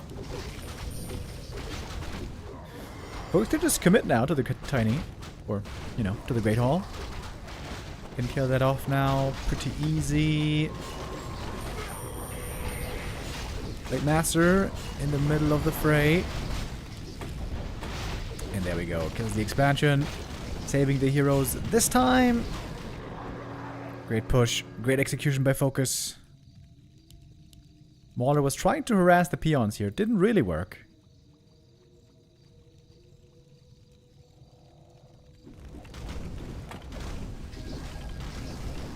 Infi now staring down the barrel. This is really interesting though, right?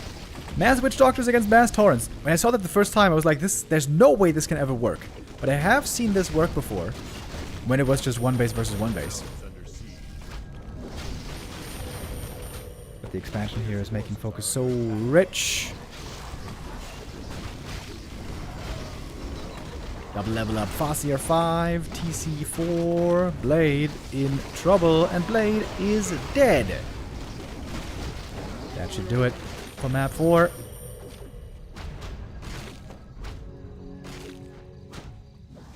GG is called, and FoCuS, now with 2 maps back to back. The Orc Mirror still very much in the air. Cool games. Really interesting. I think Infi, he was hoping to play against Blade Master. He was hoping to play against the normal Torrent Rush stuff. Farseer Headhunter opening seems to be really strong against this. Get the lead early.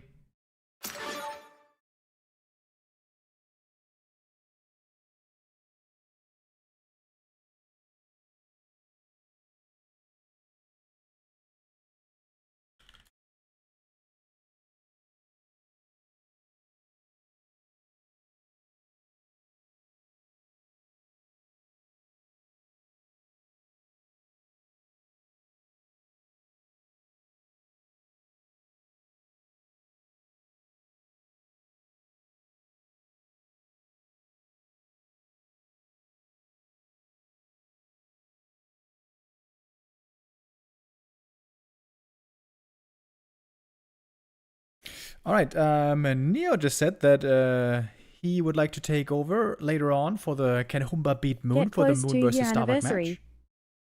Bane76 conference with the resub. Thank you very much. Yes, I'm going to pass it over to Neo after the next map. Alright. Moon versus Starbuck should be starting then pretty much right away.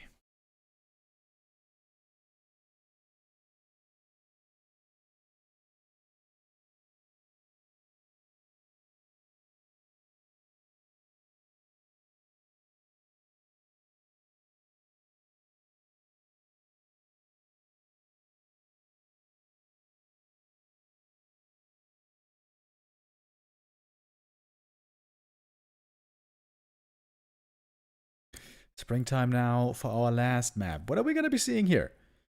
Is it going to be a Blade Master Mirror finally? Is it going to be another Farseer versus Blade? This has been the encounter here the entire day. One player with Farseer, one player with Blade, even some switch-ups. With FoCuS having the Farseer last map. FoCuS adjusting well here to the new challenges in the middle of the series. Orc Mirror, I think, really interesting right now.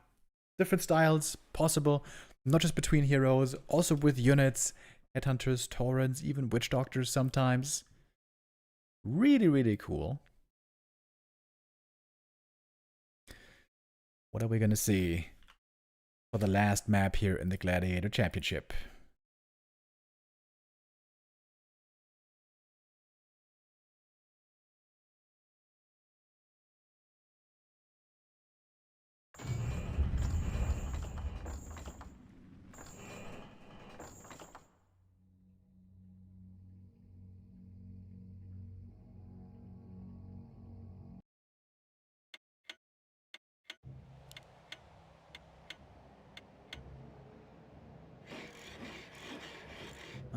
Let me make sure I got the colors right. Yes. FoCuS in the blue. Infi in the red.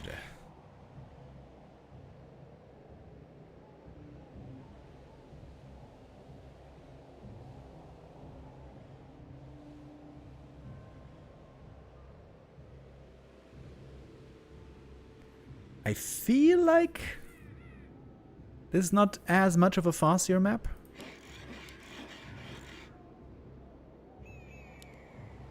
If you want to trust my feelings. Maybe this is going to be a double blade finally.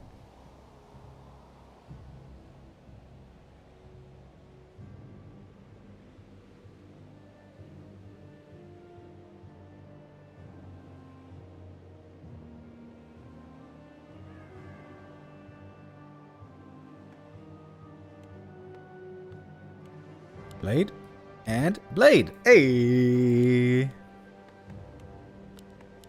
Got that one right.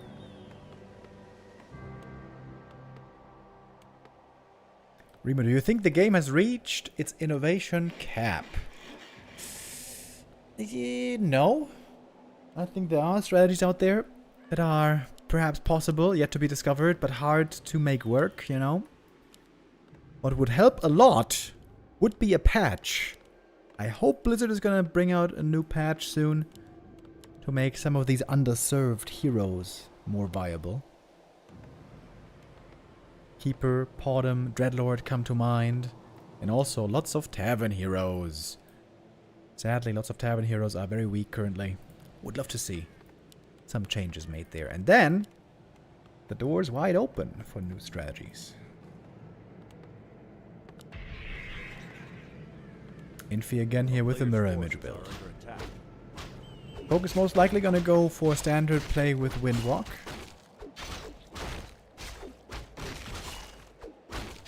So FoCuS has faced this blade versus blade stuff before.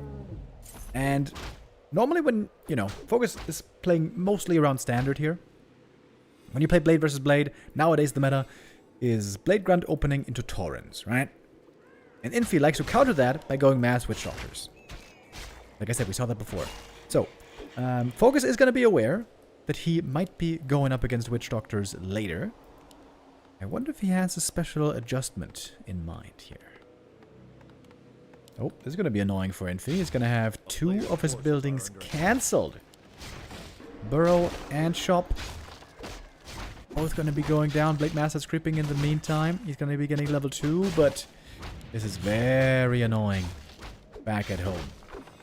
Infi gonna be stuck on one burrow and one grunt only for a long time.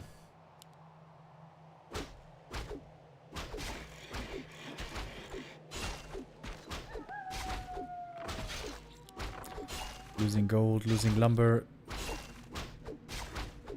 Very good attack here by FoCuS. This hurts Infi's economy a ton. Gonna compare the gold mines shortly. Very weird position as well here on that burrow. Could be very easily sniped as well. A player's forces are under attack. So, okay, it's not that much of a gold difference, I suppose. 100 gold only. But also, big delay on the next grunts.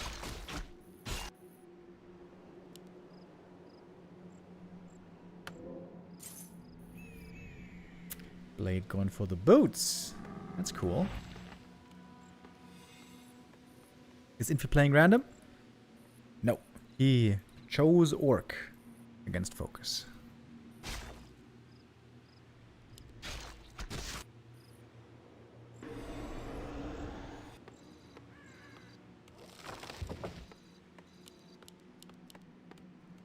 A player's forces are under attack. Infi knows the blade is coming back to the main with Windwalk, nicely hiding the low HP peon here in the burrow, but not this one. One easy kill. Oh, Slippers though. That's a great fight for the Blade Master over here.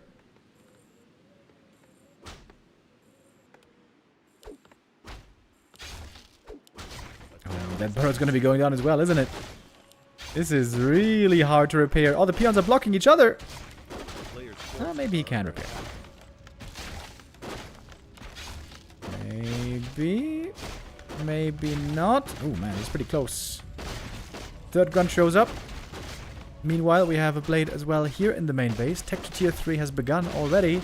And that burrow, despite all the repair, goes down. Man, Infi struggling with his main base, struggling with the economy. He's going to be way behind in tech.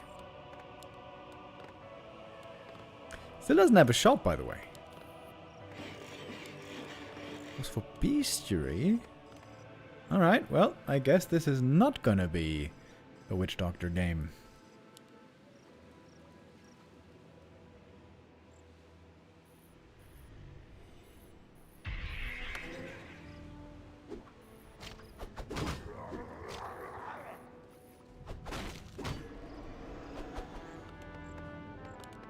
A player's forces are under attack.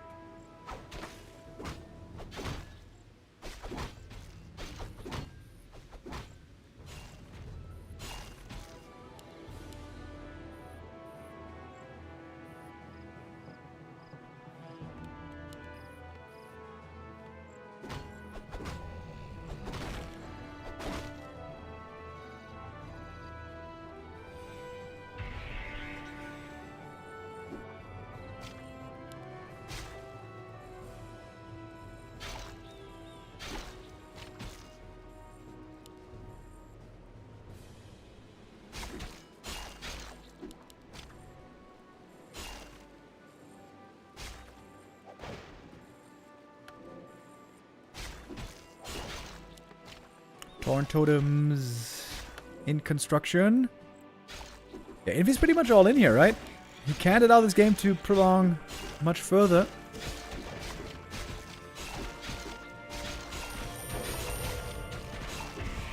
Ooh, blade over here. Looking pretty weak, by the way. He's only level 1. Doesn't have many items at all. Healing up a little bit right now. Finally get some more damage with the Orb of Lightning. No shop up yet. There is not much healing for Infi so far. Just the heal wave. No salves.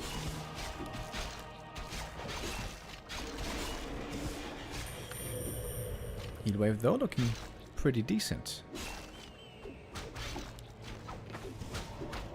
Kodo Beast shows up. Cannot devour Torrents anymore, of course, as we know. I can still eat those grunts.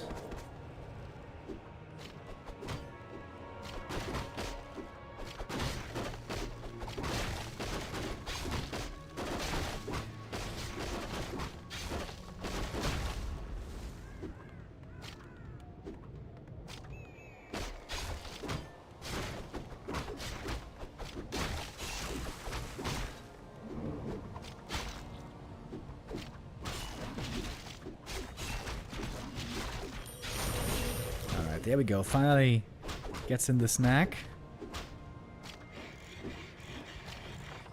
No shop for FoCuS is pretty uncomfortable here. He's got the first Torn out. Improved Pulverize finishing up as well.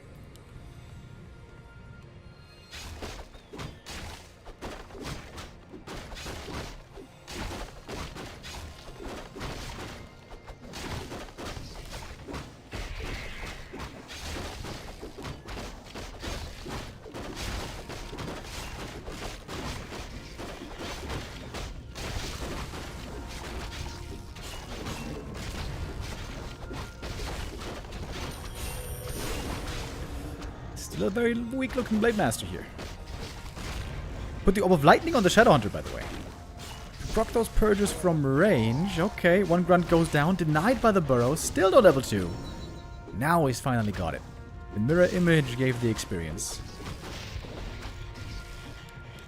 2 towers up, okay. But can the towers stop the torrents? No lumber for master training. Pulverizes though, doing pretty well here so far.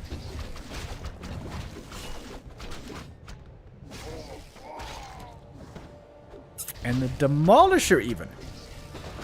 The rarest of orc units to be seen. Town is under siege.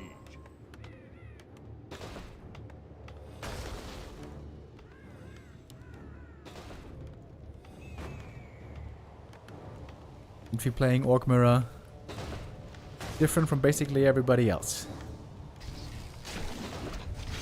In theory, if he blows up the Tauren corpses with a Demolisher, that would also prevent, you know, the res. It's very unlikely though. You have to land the last hit with a Demolisher for that.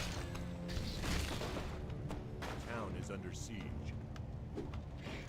Players' forces are under attack.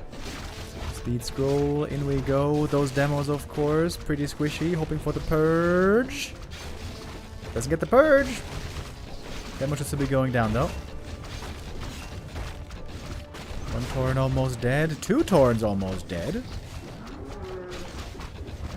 One of them denied. This is a big experience for the blade if he gets it. Got a Windwalk ready. Oh, Tauren. 2 hit points. Boom! Big experience. Level 3 blade. Shadow Hunter closer to 2. When the blade almost goes down right there. Weak Blade Master for FoCuS. So aggressive early on. No creeping, no good items. Great identification by FoCuS. By Infi, excuse me. Realizing while FoCuS's tech was going to be strong, his heroes were going to be weak. And he might still win this game with this push right here. Oh, he doesn't even have a depth training. He can't even think about master training. And without the Ancestral Spirit, the Taurens are nowhere near as good. Nope, going for the blade now. Ensnare. And a lot of right clicks.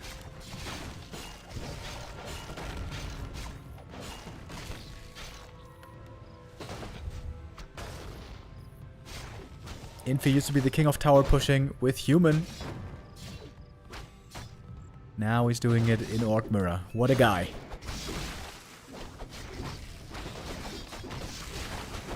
Raiders, by the way, also lots of damage. He's going for level 2 spike barricades. That does a ton of damage, by the way. Level 2 spike barricades is whatever. Level 1, I mean, but level 2 is amazing.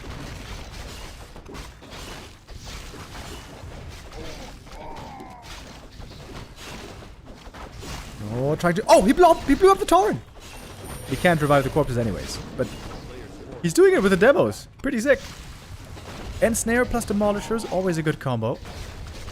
You lock the unit in place and the Demolisher can do full damage. There's the Ensnare, and now look at the demo shots. Okay, never mind. Ensnare on Taurens and Walkers, only 3 seconds. Really cool macro by Infi here. The way he's spending his money, you know, the units he's deciding to build. Demos, raiders, towers, and he wins it! Wins the last map of the day, will be our winner in this Orc Mirror. Beating FoCuS in a beautiful best of 5. That was really cool. Finally a game over 10 minutes as well. 30 minutes, 10 seconds on this one for Infi to start, or rather to end the day with a silver lining.